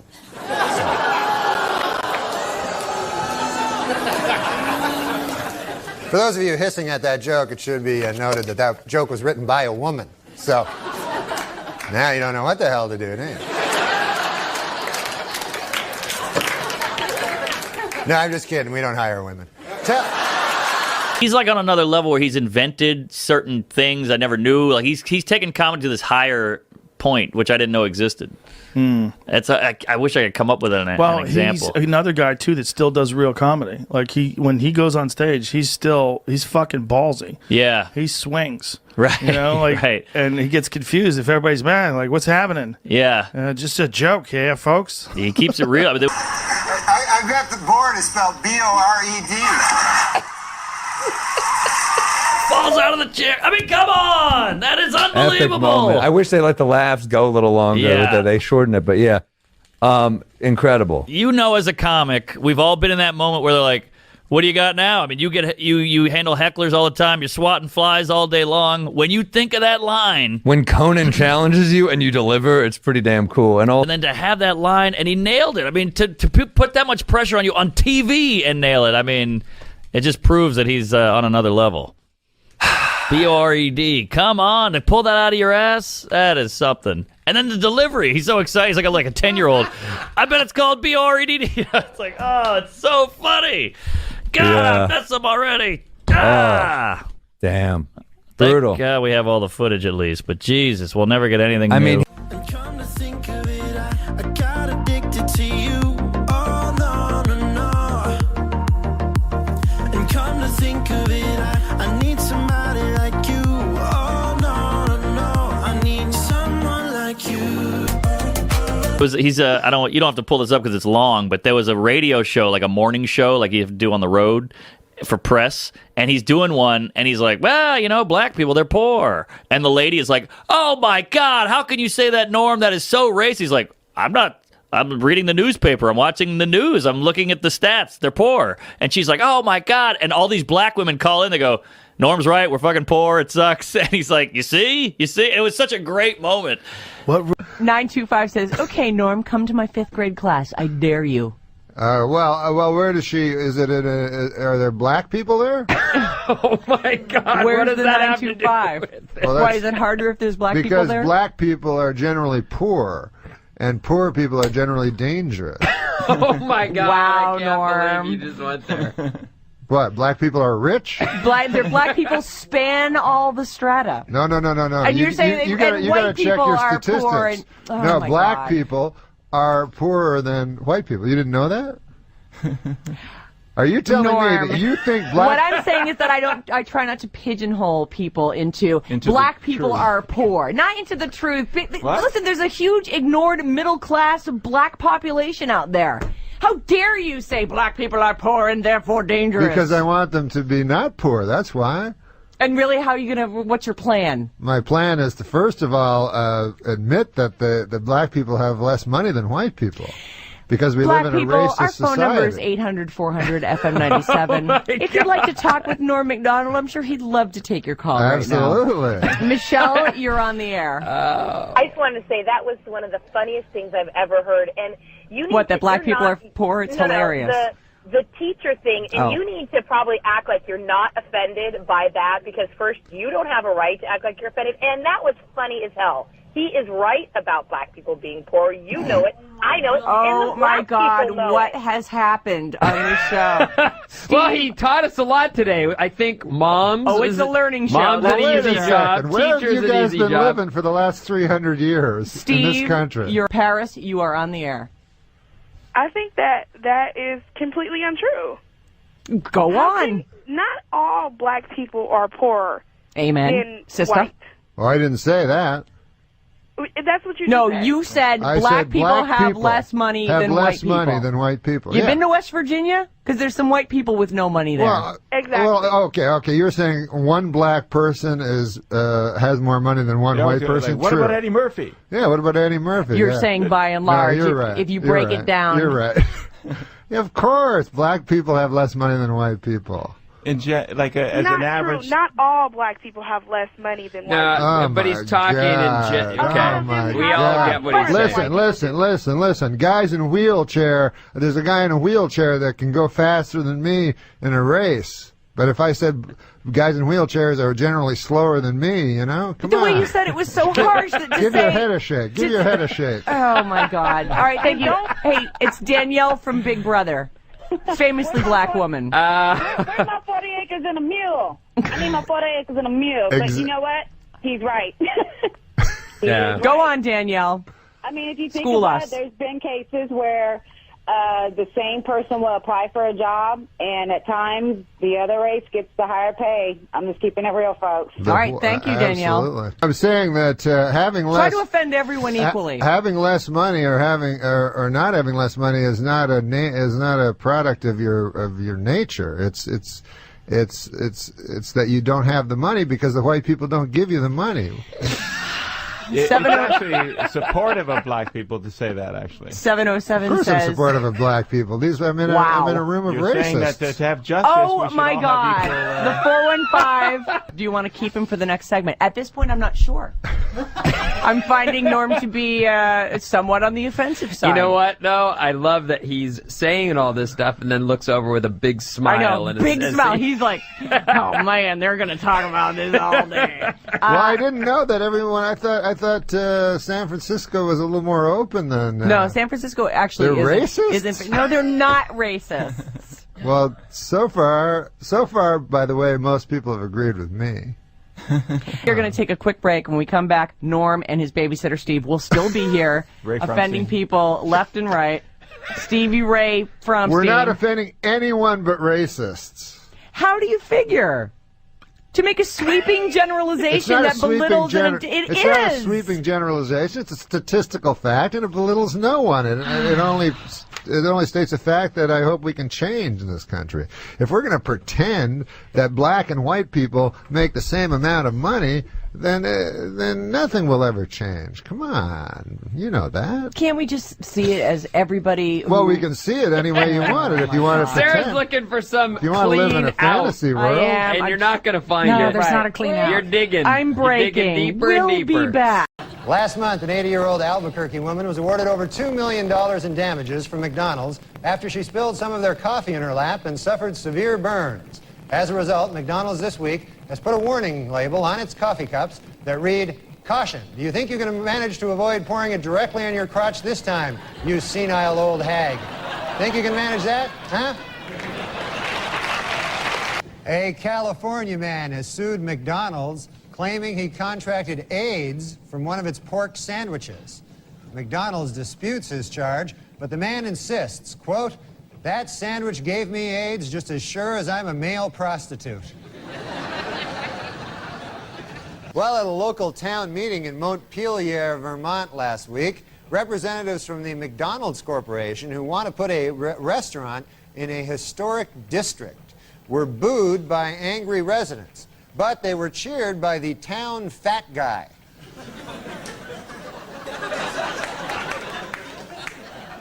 Every town has one, the town fat guy. Yeah, the big news story this week, have you seen those ads for Ronald McDonald is growing up? Yeah. And they have him in a discotheque and stuff, and They show him in more adult situations. right, he's trying to grow up. Now he wants to be called, he insists on being called Ron. Really? The Happy Meal now consists of a big bottle of whiskey.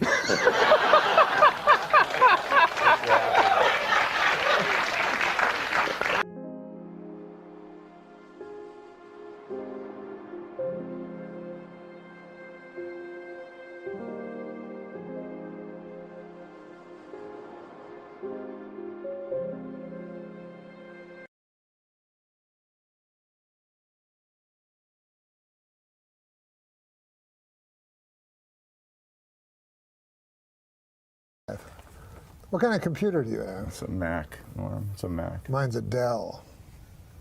I like a Dell. I know, we covered that. There's one piece here I thought you might find interesting. Is Joan Rivers. You were talking about some old Joan comedians. Rivers. She's old. She's old, but she's great. Just kidding. Still great. Yeah, still great. But she makes her living, lambasting celebrities. What'd she do? She lamb what? Basting. Lambasting? Basting. Yeah. Celebrities and. We might want to put a hard thing over the A. Yeah, I apologize. That's I'm trying to rush through this. We don't have a lot, and all right, we'll spell it all phonetically from now on. I did that with one of the guys' names. Here. Okay, we'll get to it. She lambasted the Adele. I love the Adele. British you ever pop heard Adele? singer Adele. I heard of her, and I voice like great pipes. She has great pipes and lungs too. Oh, she's a good singer. Yes, and lungs too. Rivers would only work if she was a pipe smoker. What? Okay, good. Anyway, Joan Rivers, she called Adele, who's 24 years old, chubby while visiting David Letterman on The Late Show. Oh. And wisecracked. She sang live and said, my throat, I don't know if I can swallow. And I said, oh, you can swallow. Oh, come on. What is her song? Rolling in the Deep? She should add fried chicken. This is what she said on Letterman? This is what Joan Rivers said on Letterman about Adele.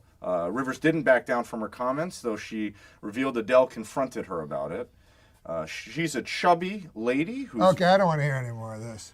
Because Adele is one of my most favorite people. Really? Well, she's talented, she's rich, and she's almost as fat as me. I like, I'm a big fat guy now. I don't want to be seen with thin ladies, And then people will think it's... But, look, I know it's wrong to objectify women. You know what I'm saying? Of course. But in our sexual fantasies, I think we do, as men, objectify women, don't we? I always think of Adele, like down on her hands and knees with an apple in her mouth. So, but that's better? Better than what? That's objectifying her. Yes, I'm saying I think we do that as men.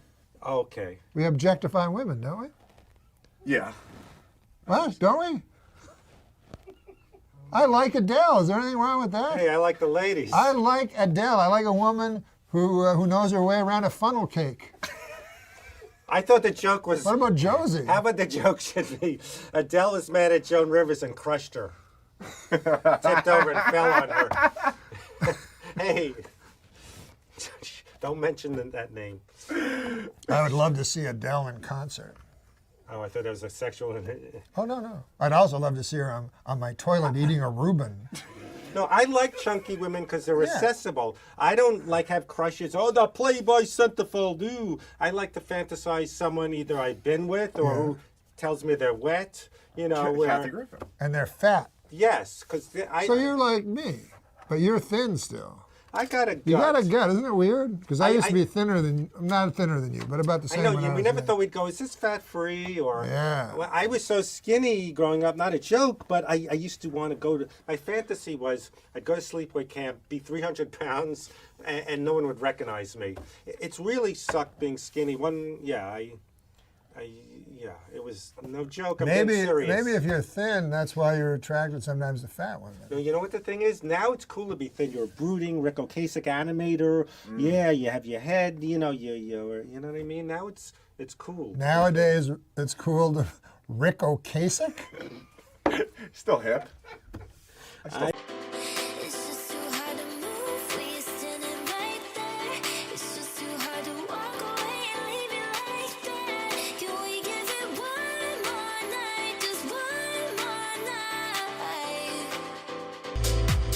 I'm like this dad who he's 60 but he thinks he knows references. I could mix it up with the kids. I know Marilyn Manson and I know about anime. Holy shit! Your dad knows about anime? No. My friend who's 60. I went to see an Adele concert. And there was only room for 3 people in the back. Oh, come on! Meaning she takes out the. But that's what he does. He makes shocks outrage, and then he does fat jokes. No, I'm not doing fat jokes. Well, he genuinely would like to see all I said was I went to see an Adele concert. Oh. And what's the joke? There's no joke. It was disappointing. Oh. Because she sang a song, and the concert immediately stopped. Why? Because of the occupancy limit? No, That was one of my it's not over thrills. till when the fat lady sings. I think. I thought it could be 80 or more people is dangerous and unlawful. And I thought, meaning Oh she my took up 80 of God. them. You are something else. I thought. When I look into your eyes, though, I'm not joking. When I It's look just I've never had a talk show host say that to me. when I look into your eyes, I see. And I've done hundreds of talk shows. I see an eternal being. Thank you, Norm. What a lovely thing to say. So, do you think there is such a thing? And as what? As An a supreme eternal- being? No, an eternal being. I think we all are. You What know? surprises you about me? What surprises you about me? You mean just during this interview? Just in general. You seem kind. That's surprising? Uh-huh.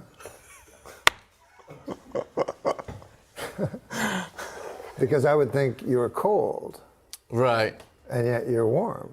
Oh, thank you. And in your eyes, I always go by eyes. Again, I always go by eyes. You should. And it's What if not- someone's blind, It's not though? sexual. It's not only sexual. What if someone's blind? My dad knew a blind man, and my dad was in the war. He was a double generation older than I.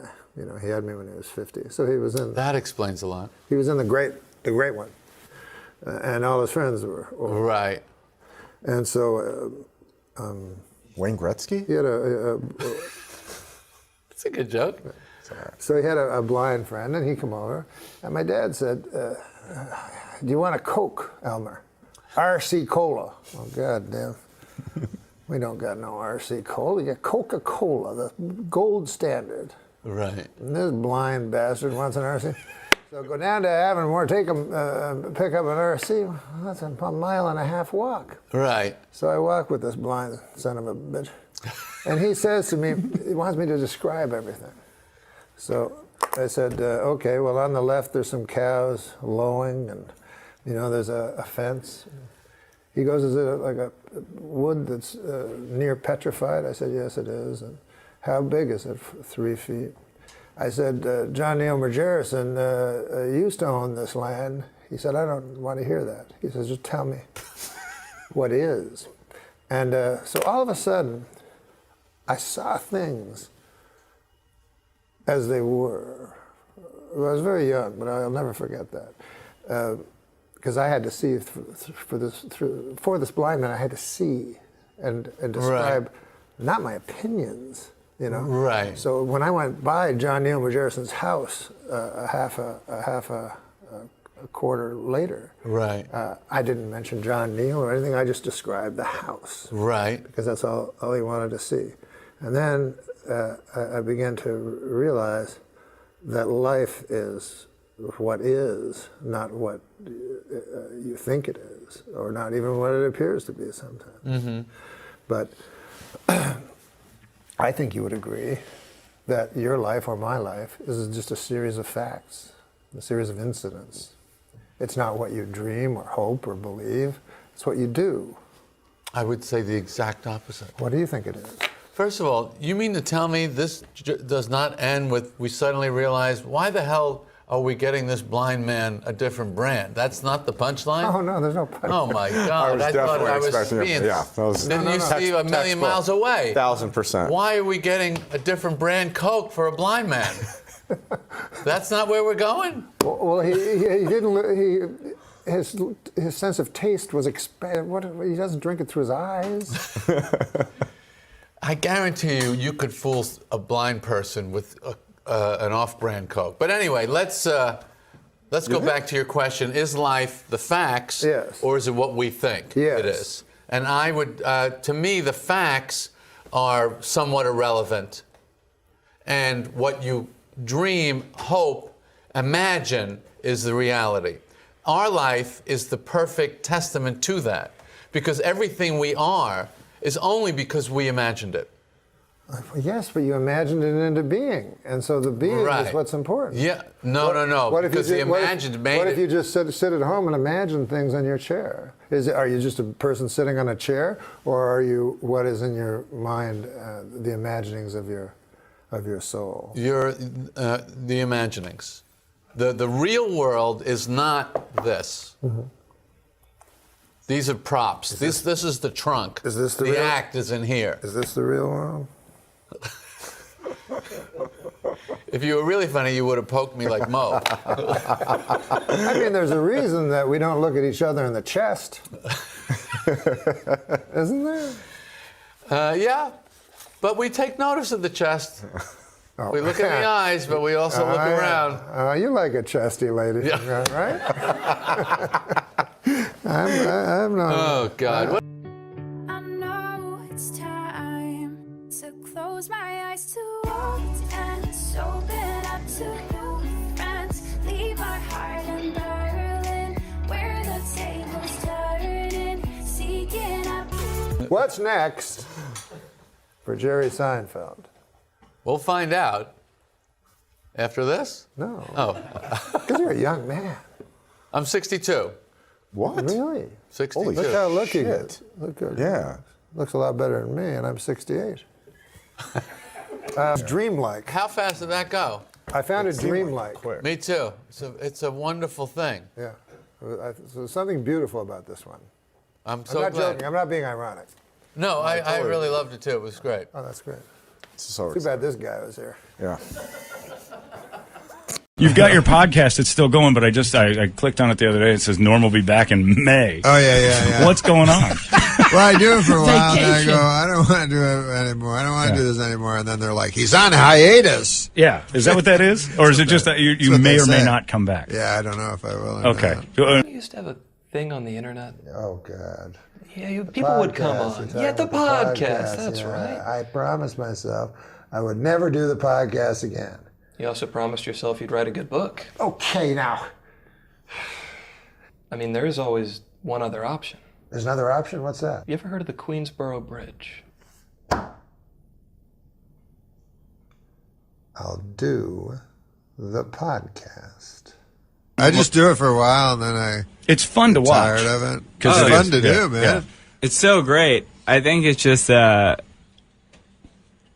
people who do it with Norm are awful. Are awful. Well, no, Sean isn't. Sean does it with me. He's Well, there's awesome. one guy. There's always one guy. It's the rest of the people. The future's good. It's those awful others. Do you enjoy doing the interview stuff with people on the podcast? Well, we got good guests, so that I was interested in, but it's harder. Like, you guys obviously have to just interview everybody. Not necessarily. Here. What? No, we don't. You don't? No, you're a special choice.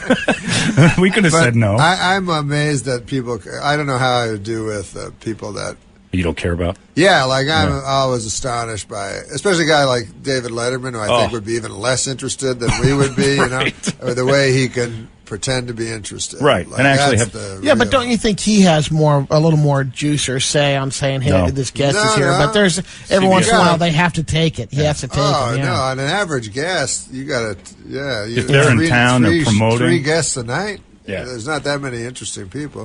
And, actors are not interesting at all. I mean. And now, did you start getting pressure from anybody? Because it's your podcast, but you start getting money from the outside coming in. I think it was Jerky Links, which might have explained the ballooning. Was that right? You had the Jerky Links thing. You had to try to convince me you're a Jerky Links guy. What? Just get what they want, like guests from them. Sean, Sean and I, we liked just older guys. A lot of people wanted young people. Young people. But they're not interesting. Older guys are the most interesting. And I always think in show business, you get the old guys, they don't care what they say anymore. Right. They're out of the business. They'll tell some stories. And they tell stories about guys you care about. Yeah, they'll name names. They don't care at all. They're seconds away from dying. Yeah.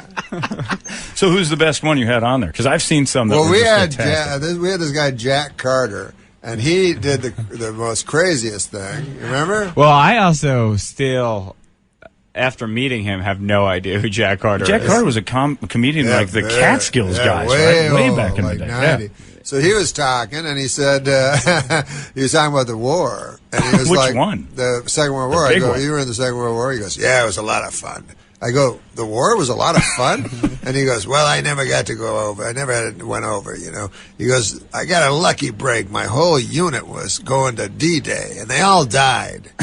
And I didn't go because I got deathly sick the day before. And then I go, oh, man, it sounds like you were faking it as a joke. And then he goes, I was. And then he's like, I never told nobody that. So he finally confessed. Yes, that he is a deserter and a traitor to our country.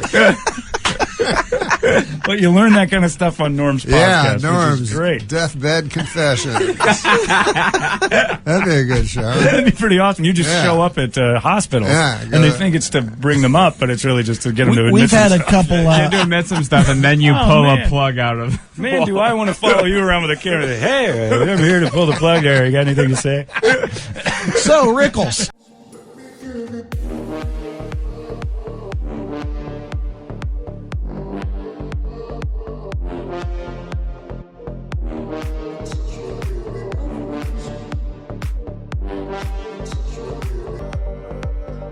Must be especially. It was a joke about a guy who because it was such a good story. There's a guy who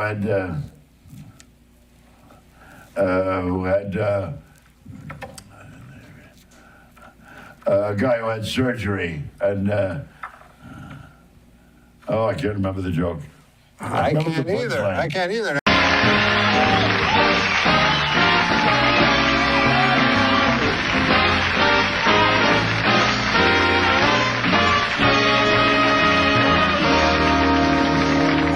Have a seat there, Rashamba. You look beautiful. You look fantastic. Does that hurt what you're wearing right now, or is it it's pain? It hurts me. What about gifts? Are gifts a good idea? Is that put too much? Gifts are good. Gifts are really, really nice. But I don't like. I dated a guy once. Well, we dated and we broke up. And to get back together, he gave me like this little G-string outfit. You know, like this little. And I was like, wait a minute. That's for you. That's not for me. So stuff like that is not good. Another guy gave me a keychain. I was going to bring it out, but I couldn't get it off of my keys, so I left it in the backstage. But he gave me a keychain. Why didn't you bring out the G-string?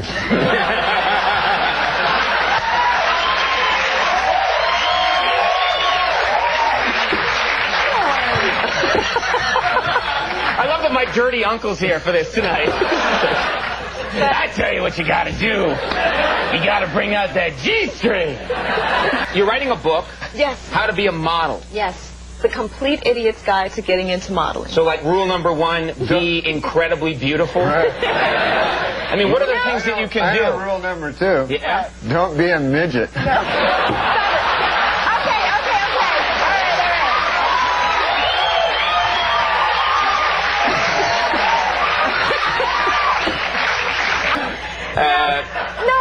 I like guys who appeal to like the, you know. Wait a minute.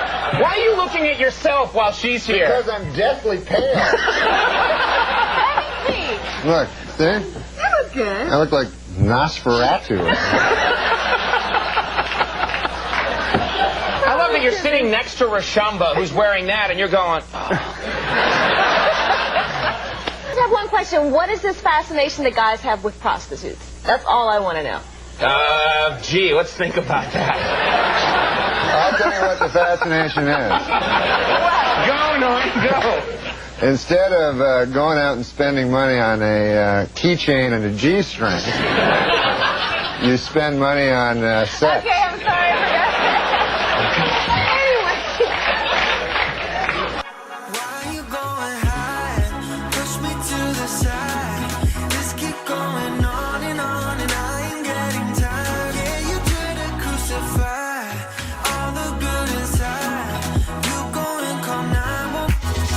You know, it's so much more informative with you here. You're getting all this stuff that I wouldn't have the nerve to get. We've got children models, elegance models, and we cover all that. And then we cover trends. You would be a trend. Right. Yeah. Okay. Because you're different. But in a good way. I'm getting, I was all happy with the segment and everything, and now I'm all depressed. No, wait. No, because... Norm, bring out midgets one last time. No, because, Little people. So, Norm, your book, based on a true story, reads like a novelistic memoir. The central narrative is reminiscent of Hunter S. Thompson's Fear and Loathing in Las Vegas, and you've got bits of Jack London, Steinbeck, and maybe just a dash of Tolstoy sprinkled in there for good measure. I'm curious about what you were hoping to accomplish with the book. Do you see it as kind of a parody of celebrity memoirs, an homage to your favorite authors, or is it something else entirely? No, what I wanted to do was make the greatest comic novel of all time, because I love reading, but when it comes to comedy, it's incredibly hard to write comedy. You know, Mark Twain is funny. Oh, yeah. To an extent, he's funny. John Kennedy O'Toole's novel was funny. A Confederacy of Dunces, yeah. To an extent, it was funny, but it wasn't gut-busting funny. So I wanted to make a book that was, I knew I couldn't make it as strong as my stand-up. First of all, it's fiction, and it really bothers me that it's out in the nonfiction. Mm-hmm. New York Times considers it nonfiction because it's ridiculous. And I've had arguments with them because just because it says a memoir on the title is meaningless. You know, that's just the title. Anyways, no, that's what I was aiming to do, was to write the funniest novel that's ever been written. Yeah, gut-busting. Yeah. One of the great things about the book is that it's unlike any other works of comedy I've ever encountered, whereas a lot of books by celebrities are confessional, telling the story behind the story. With this book, you turn that model on its head. You'll take a kernel of truth and spin it into a ridiculous story, like the time you worked on SNL and ended up with a 40-year prison sentence for contracting a hitman to kill a writer. And some reviewers have said the book ridicules audiences looking for some juicy gossip. Does that criticism hold any water for you? Is that something you were trying to do? No, I wasn't trying to do it, but I did immediately understand that backstage holds nothing. Like in show business, backstage is just you're eating a sandwich trying to figure out what to do on stage. So, you know, on stage is the real thing. And so what I was trying to do with the book to make that point strongly was to make the book not backstage either, but rather on stage. I wanted to make the book a work, not talking about some other work, you know? Mm-hmm, a novel as opposed to nonfiction. Yeah, and my sense is that maybe another reason why you wanted to turn your life into this work of fiction is because you're not a fan of confessional comedy, right? I've read that somewhere. Oh, no, I'm not. No, this is a new thing that I didn't even know about until a couple of years ago, and I started noticing it in clubs, you know, and it was maddening. I didn't like it at all. Why not? Well, because I was always taught that the nature of art was to conceal, not to reveal.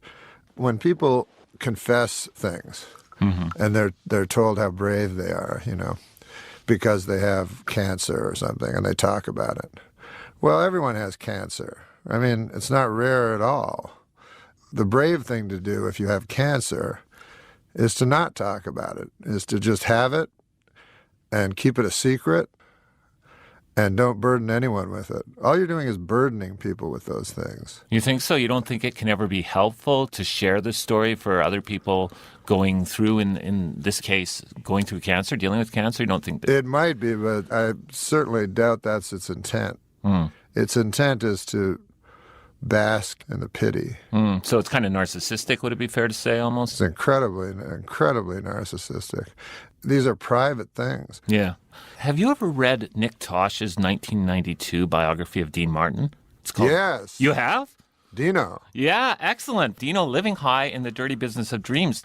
The reason I ask is because you've read it, you know this, but our listeners won't know this. One of Tosh's central arguments in the book is that Dean Martin approached his life and career with this thing called menefregissimo, an Italian word meaning I don't give an F. And it seems to me that you have a lot of that same spirit of menefregissimo, and that is a big part of your appeal and success. I would even go so far as to say that you could be described as the Dean Martin of stand-up comedy. Or maybe it would be more accurate to say that Dean Martin is the Norm Macdonald of male vocalists. What do you think? Do you think you've got the menefregissimo going on? Dean Martin is my hero of all time. He's like my number one guy. Really? When I was a little kid, I would watch the Dean Martin show. Sure. Gold Diggers, him coming down the fire pole? Yes. Yeah. And something resonated with me that everything else seemed false, but he seemed real within that false framework. I always remember this sketch he did because he would get giant stars on the show, you know. Mm-hmm. So it was him and Ruth Buzzy. They're in a cold water flat. They're supposed to be a couple. And she's in complete Ruth Buzzy garb with the handbag and everything. Yeah, the old lady routine that she does, Gladys, I think the name was, that she would do with Artie Johnson on Laughing. Exactly. And Dean Martin is wearing a tuxedo. Yeah. The same tuxedo that he had on for the opening monologue. Yeah. And he's just standing, reading from a card, not even looking at her. And she's acting up a awful storm, you know. There's a knock on the door. It's Sinatra, who's also wearing a tux. Oh, they also have a drink and a cigarette in their hands. Oh, of course. So they walk in, they do the sketch, and then Dean Martin sees something. I'll never forget this. He starts laughing, and he walks up and he looks at the cue card, you know, mm-hmm. and he picks it up and starts reading it and laughing at how funny because he's never seen it before. So I don't know. It's sort of dereliction of duty in a way, you could say, but to me it was hysterical as a child. So, yeah, Dean Martin was a gigantic influence in my life. It's funny that you stumbled onto that. So Dean Martin's this huge influence. Is that the thing you took, the thing that I see in a lot of your comedy, the menefregissimo, the I don't give an F attitude? Yes, I stole that from Dean Martin, note for note. Wow. Okay. But I love that thing. I forgot that phrase. What do you call it? Menefregissimo. That's what Tasha calls it. It's a real word. It's like, actually, I looked it up. It's in Wiktionary. Yeah.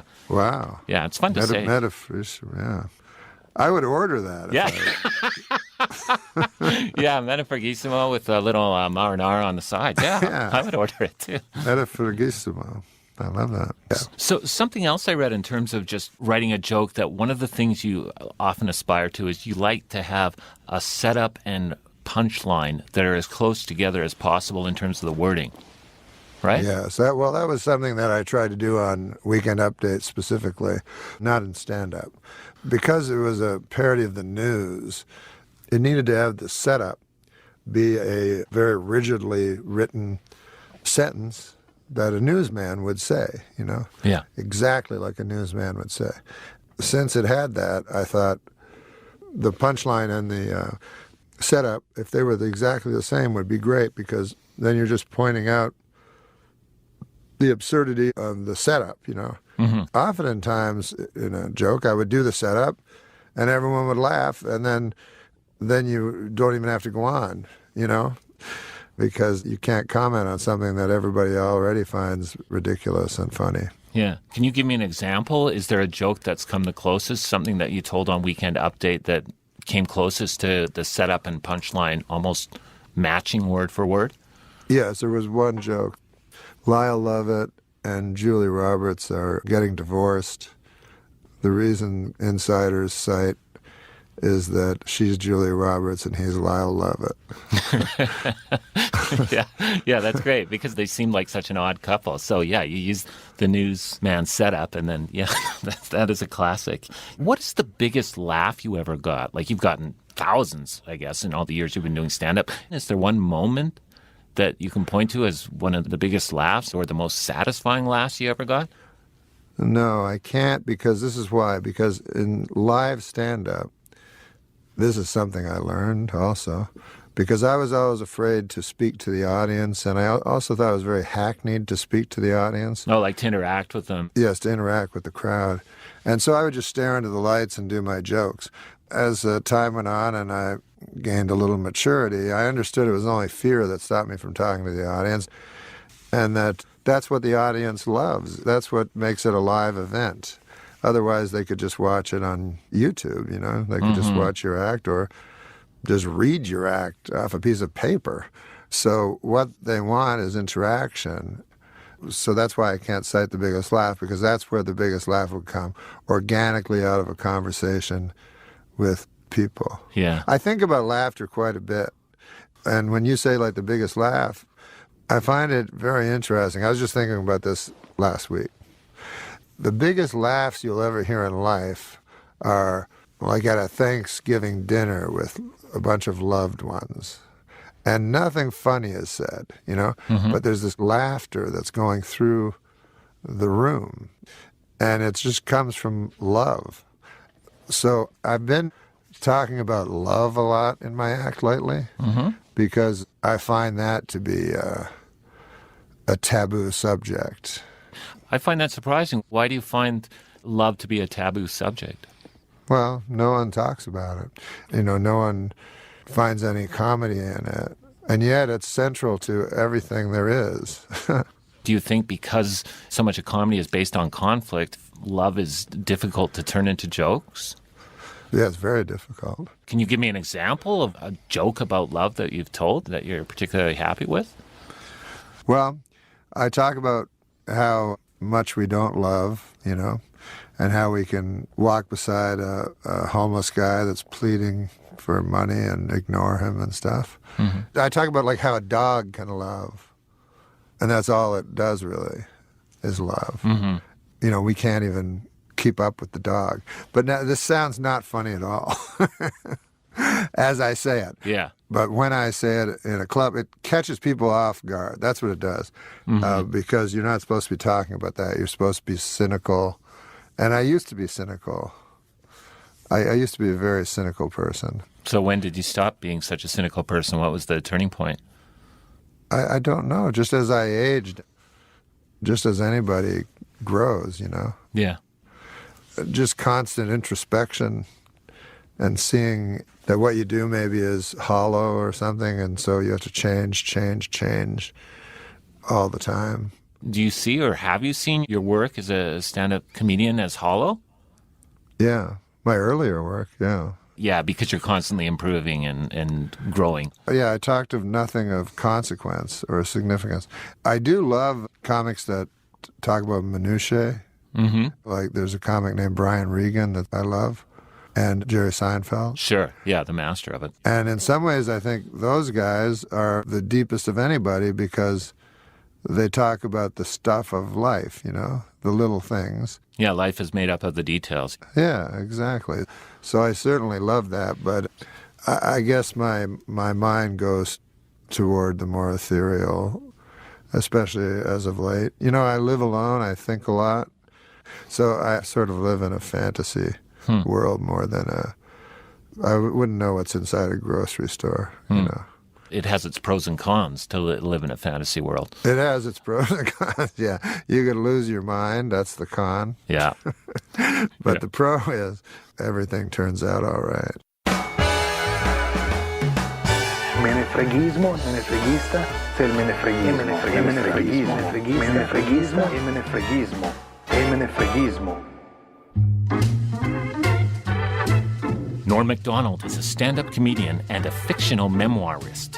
His new book is called Based on a True Story, a memoir. His new stand-up special debuts on Netflix on Tuesday, May 9th. It's called Norm Macdonald, Hitler's Dog, Gossip, and...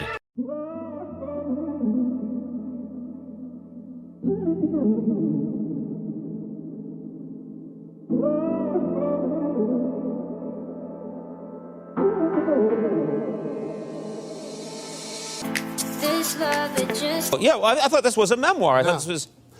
No, it only says a memoir on it, but it's a novel. I don't know, so I was angry when it was in the nonfiction. Yeah. Because it's a memoir. It says a memoir, it doesn't mean anything. Right. It's like if you bought Grapes of Wrath, you're like, hey, there's no grapes. Yeah.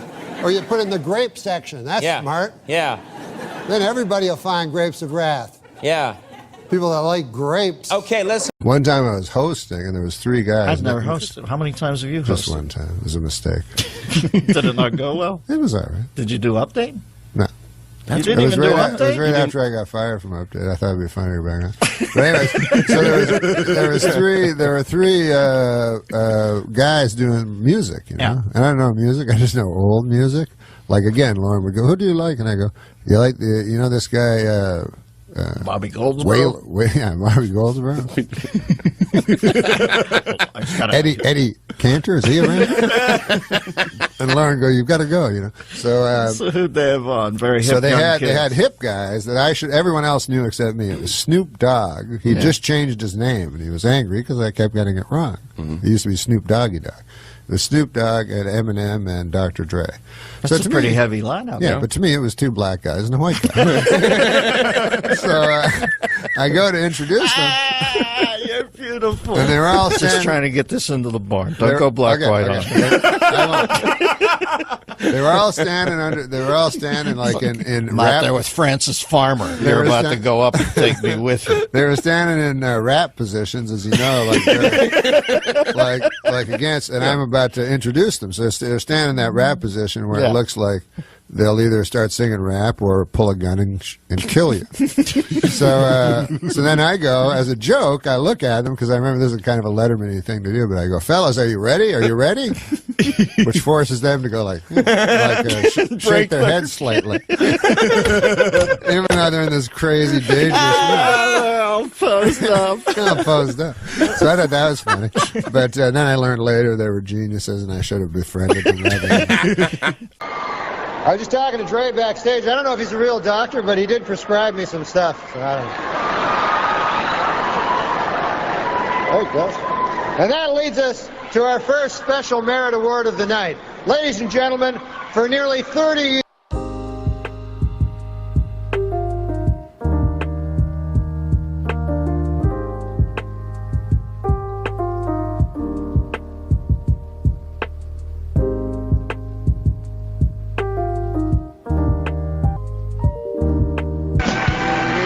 Okay, folks, before we continue, I have an announcement from the management. Would the owner of a Glock 9 with the inscription, "Too Puffy with Love," please pick up your gun? It's at the hospitality suite. My other friend was mentally retarded. Now, I know you're not supposed to say that anymore, but that's what we said then, you know, and I understand that term. You know, it means that you're arrested. Your mental capacity has been retarded or arrested. So, anyways, I'll say Down syndrome. I don't care. I didn't say it for a long time on account of I thought people would think I was a doctor. And I'd have to hit their knee with a hammer or something. I don't know. The stewardess comes up. Flight attendant! Flight attendant! I apologize. Words are different now. When I was young, if you were a flight attendant and you were a lady, we would call you a stewardess. And if you were a flight attendant and you were a man, we would call you a... Wait, what? What are you guys thinking? Good Lord. What's wrong with you? I'm outraged. I'm outraged, I tell you. I'm outraged at what you are thinking. Just because I paused for a second. I was going to say a steward. If you're a flight attendant, you were male, we used to call you a steward, you know? But words have changed, folks. That's the way things go, man. They're always going to be different. You know, words, they change. That's why I can't understand goddamn Shakespeare, you know? I remember one time when I was a little boy, I went up to my dad, I said, "Dad, I think I'm a little girl." And he said, "I thought you had a cock." And I was like, "Oh, yeah, you got me." Now, the only reason I tell you that is to show how hateful we were back then. You know what I'm saying? Now, every person knows that people are nuanced. They're not all evil or all good, you know. My dad did good stuff, you know. He was in the Second World War. You know, he fought Hitler. I mean, you know, he had help. It wasn't like he didn't have a fist fight with Hitler. But I'm saying he liberated us from what could have been the icy grip of Nazism. How about that? So that was his good side, you know? His evil side was this crazy idea he had that having a cock had something to do with being a boy. I don't even know, you know, where you could come up with such an idea. Nowadays, we can't even wrap our heads around that kind of thinking. But people used to actually think that. Isn't that something? Now, In other ways, my father was very progressive. For instance, we had a gender-neutral bathroom. You know, I used it, my brother used it, my sister used it, my mother used it. Anybody, didn't matter what gender you were. And you know what I was way ahead on? Slut shaming. I was always against that. These broken pieces I hold in my hands don't have a chance to mend at all. Before they get thrown into chaos again, I try to pretend I'm whole enough to stand in this world so unsteady. I don't like words that hide the truth. I don't like words that conceal reality. I don't like euphemisms or euphemistic language. And American English is loaded with euphemisms because Americans have a lot of trouble dealing with reality. Americans have trouble facing the truth. So they invent a kind of a soft language to protect themselves from it. And it gets worse with every generation. For some reason, it just keeps getting worse. I think I heard Matthew Perry once in an interview. I think he basically said he invented sarcasm. I think he said that. Norm was on Saturday Night Live. Norm tells the best fucking stories about some of those celebrities that went through there. And Matthew Perry had an assistant and said, you know, he said to Norm, Matt wants to do a sketch that he wants you to be in where he talks like he does on Friends. He calls it Matt speak. And Norm said, what are you talking about? He goes, well, you know, he invented a way of talking, the way he talks on Friends, Matt speak. And he showed him a clip, and Norm said, are you talking about sarcasm? Matthew Perry called sarcasm. He renamed it Matt speak. Hilarious. And Norm goes, you're talking about sarcasm? What about the black odd couple? They should have just said to him, oh, that was really good. I think one of the younger writers said, I think Matthew Perry is a genius. And I think that's what it was. And Norm said, is he good at math or something? Harvey Weinstein was holding court. He was talking about he had seen that scene of alternative comedy, and he had seen somebody that everybody, you know, was kind of at that moment was the king of that. That's all. And you know, Harvey Weinstein, I've been in, seen him at work. He's a very obnoxious, he just yells shit out that he thinks is brilliant, like Stephen Wright jokes or something. Right. You can't have everything. Where would you put it? So he goes, he says this guy's name, and Norm's sitting there. He's on with Lorne and everybody, and and Harvey Weinstein says this person's name and goes, I think Sons is a genius. And then he looks at Norm and goes, Norm, what do you think? And Norm goes, is he good at math or something? And it's like, okay. All right, Artie, first things first. You and Chris Farley on the Dirty Work set. Oh, wow. Dirty Work was his last movie, Farley. Right.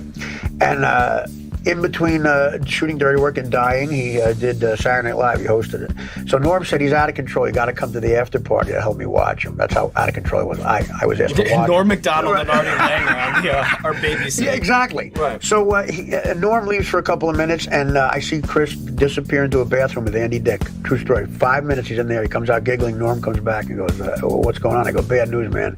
He went into a bathroom with Andy Dick for 5 minutes, and, you know, there's only two reasons a guy goes into a bathroom with Andy Dick.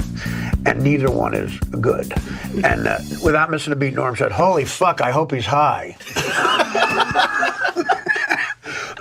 So, good news, he was high. Speaking of Norm. There he is. You and Norm. Yeah, well, there's a few guys I could point to who helped, took a chance on me when I was either going to go to the joint or rehab, and it was Norm, Howard, and Quincy Jones who did Mad TV.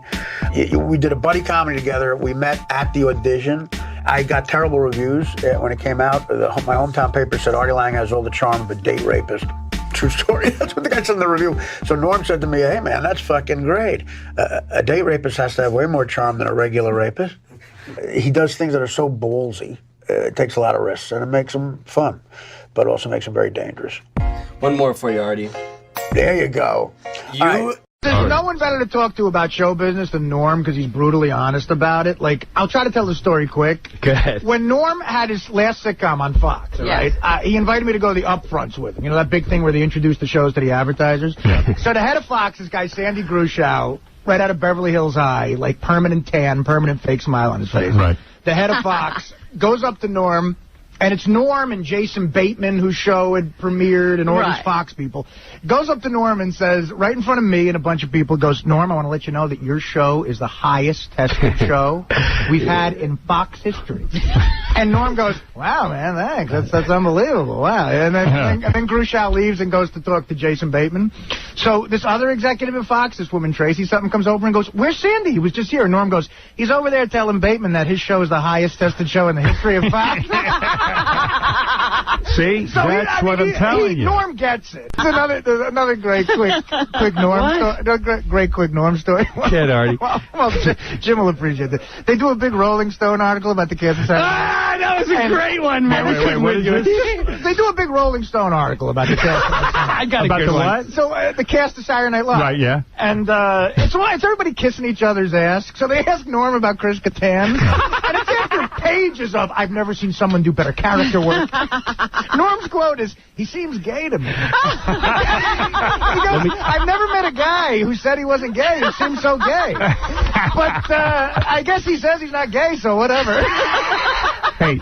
Feelings flowing up and down, picking up the pieces that you left behind, hitting a new type of flow, breathing in the smoke and clearing up my mind. The thoughts of you, I never knew what the hell you got me into. What do you mean? Oh, I love that. You want to hear? Go ahead. Go ahead. No, you go. We're on SNL one time, right? This is what Norm just didn't care about anyone. This a quick story. Pamela Anderson is on it. Every time a hot chick would come on, Kattan would go over the top to like, oh my God, he'd write a sketch. We're gonna make out. Right. She's hot. She's with Tommy Lee Hammer. Back off. Yeah, right. Come on. So he writes a sketch, and they do this sketch where it's the Twilight Zone when everyone's in pig face or something. Right. So that's the goof. So me, Kattan, we're all in it, and Norm is the guy who's got to go, imagine if you will. And Norm doesn't read sketches, and he's a pro. Right. So he would rehearse it and go, hey, imagine if you will, second time, and Kattan would go, oh my God, you don't even sound like him. Why would you do that? And I would stand and go, Norm, you gonna hit him back? Like, you gonna say something to him? You just gonna take that from this guy? Now we go to a dress show, which has an audience, and it's being filmed. Right. And again, he starts punking into Norm on the set. Right. He's going, oh my God, Norm, you gonna do it right? It's my only sketch. No, you don't sound like Rod Serling. And he's like, hey, imagine, 10, 9, and we're on. Hey, imagine if you will. And he knew the deal. Right. Now we go to air. And Norm still hasn't said nothing. Every time Kattan would say something to him, I'd look at Norm like, hey, man, you're my hero. What's up? Because if you're not going to say something, I will. Right. And sure enough, he'd give me like a wink. I swear to you, he'd give me a wink. I'm like, I don't know what's going on. Live Air comes on.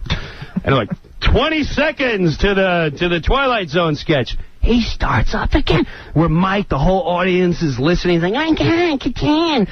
Norm, you've been a salad. Oh, God, Pamela, you're so hot. Norm, Pamela, I can't wait if you ever get rid of 10 seconds. Norm turns to Kattan. Right for his head, he goes, hey, Pamela, did Chris tell you he's gay yet? And he's got all this rage because he likes being gay. Everyone, why don't you just say you're gay and you wouldn't have all this anger and be a pester? 5 seconds! And you wouldn't have all this rage and try to interrupt everyone's sketch because you suck this week. And we're on! Imagine if you will. I'm like, there's my hero. There's my hero. See, he knew to save it for the live air. Saved it. He saved it. And Kattan sank. I couldn't even get my words out. Hi, I'm Norm Macdonald. A while back I met myself underneath the Queensboro Bridge. I employed this copy of myself, and while the man earned his coin, I gazed at the water channel and suddenly saw my whole career in clips. Then my vision cleared. Why, that man wasn't Norm. He didn't even look like me. Not a day goes by that I don't think of that guy and how much I hate his guts. I know it's time to close my eyes to old ends, open up to new friends, leave my heart in Berlin, where the tables turning, seeking up the... Now what else do we have here? Oh, a curling stone. You know what these are made of? I always took them for granite.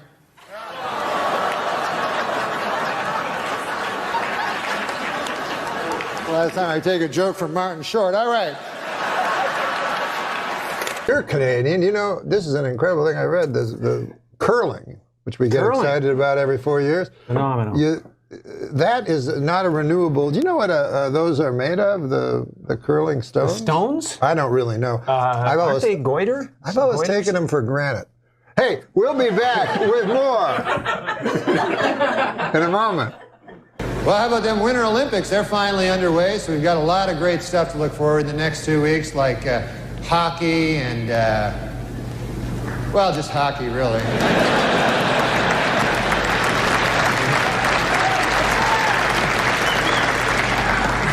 I was watching last night. I saw speed skating, and my goodness, you know, could the outfits they wear be any tighter? Holy Lord! There was an East German woman. I swear, you could see the outline of her entire penis. It was.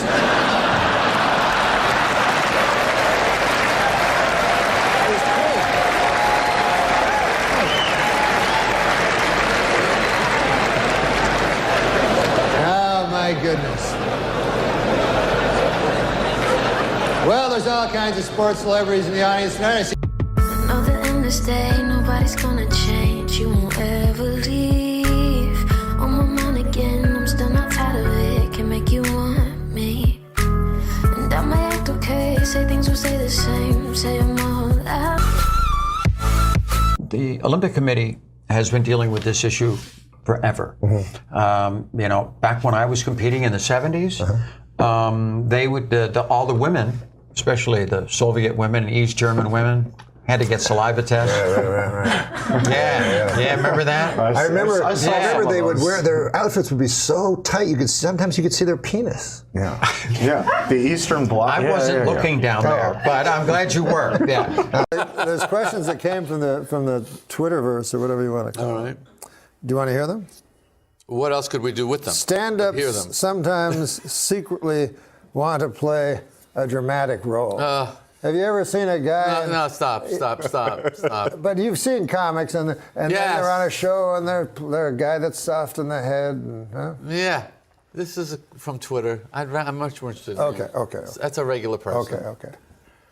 But what do you think of that? Like I've seen Burl. And I feel sorry for them. do you feel, this is how I feel, and I think maybe you agree with this. To be a comic actor, so rare. Isn't it? And you mean comic / actor? No, a comic actor. Like my favorite movie John is Ritter? my favorite movie. Yes, like John Ritter. My favorite movie is Planes, Trains, and Automobiles because I love John Candy in it so much. And to be a comic, he's Canadian. Yeah, but to be a comic actor is so rare, and to be a dramatic actor is so common that why would a great comic actor want to be a 1,000%. actor? 1,000%. I thought this when I was a kid, starting out in the business. When in my 20s, I said, why? Somebody asked me, would you ever do a dramatic role? I go, they got people for that. Right. They got millions of people for that. Yeah. Let those people do it. The greatest thing in the world is a funny guy. It relieves the burden of life. Did you like that movie, that Preston Sturges film? It's my favorite movie. Sort of encapsulates Sullivan's that? Travels. Oh, that's your favorite movie. It's the greatest movie. Well, The Graduate's my favorite movie to watch as a movie. Yeah. But for what it's about. But what Sullivan's Travels is exactly what you're talking about. Yes, exactly. Exactly what you're talking about. And did you say How about you? Is that I love Sullivan's Travel important to you? for that because it surprised me. I didn't expect it. Right.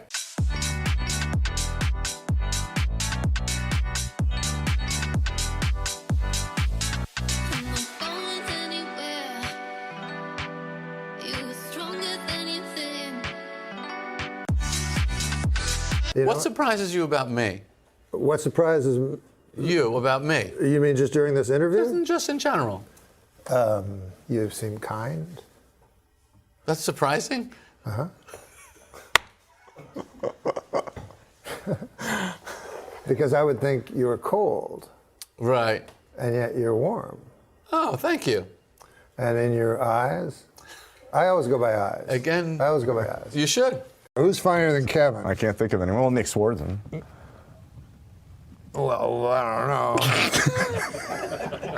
I love Kevin. No, Kevin's Kevin's the best. been around forever. Oh, he's hilarious. He's you know, kind I of love a hero Kevin. of Nick. Okay, so here's a. It was mid-May of 2013. America was dancing to the music of Justin Bieber and Beyonce, and they were laughing at the story of a comic by the name of Kevin Nealon. Get out there, and the next morning I call him to wake him up to go. He's sound asleep. I got to call him like 3 times and knock on his door. And then he gets up and he goes, I can't find my shoes. He's like being a little kid. Sounds like And every then- day getting him to this podcast. And then we go to the driving range, and Jim McClain's his big instructor. We're getting lessons, and Norm is arguing with him about how to hit the ball right. That's one of my favorite stories that we've taught. We've heard in the last 9 episodes since we started. No, he's hilarious, Yeah. man. I mean, he's right up there with Nick Swardson, like tied for funniest dude. Guy has to make a fucking competition out of it. Anyways. That's what I loved about the Larry King episode. You got to see him out of his element and something, you know? Well, he's on Hulu, which is a cool thing. Oh, Hulu's the best. I watch it every day. Yeah. Is it better than Nick Swardson? I mean, I like Nick. Well, you know who's coming up? Nick Swardson. Yeah, you're a lover. No, I love him. Yeah, that's what I said. Yeah, okay. He's hilarious. Yeah, he's fine. Terry, Reno 911, Grandma's Boy. Yeah. Gay Robot. That guy was hilarious. Is. It says here on your license that your eyes are blue, but they're not blue. What are they? They're the Caribbean Sea with a full moon shining down under a Smurf's delicate balls. Is hilarious. He's going to be here. Really? He's funnier than Kevin Nealon, according to you. No, we just want to I start love Kevin Nealon But it as would be well. cool to start a show business feud on the program. That would be a very peculiar showbiz feud. Nealon and Nikki? Yeah. All right, we'll be back with Nick Swardson momentarily. Nick Swardson, he's wearing a Gay Robot t-shirt. Hey, man. Hey, man. That's Gay Robot right there. That's where I first knew of you, from Sandler's album. Oh, yeah, that was hilarious. Yeah, that was the coolest. This is the only shirt that'll suck your dick. True story.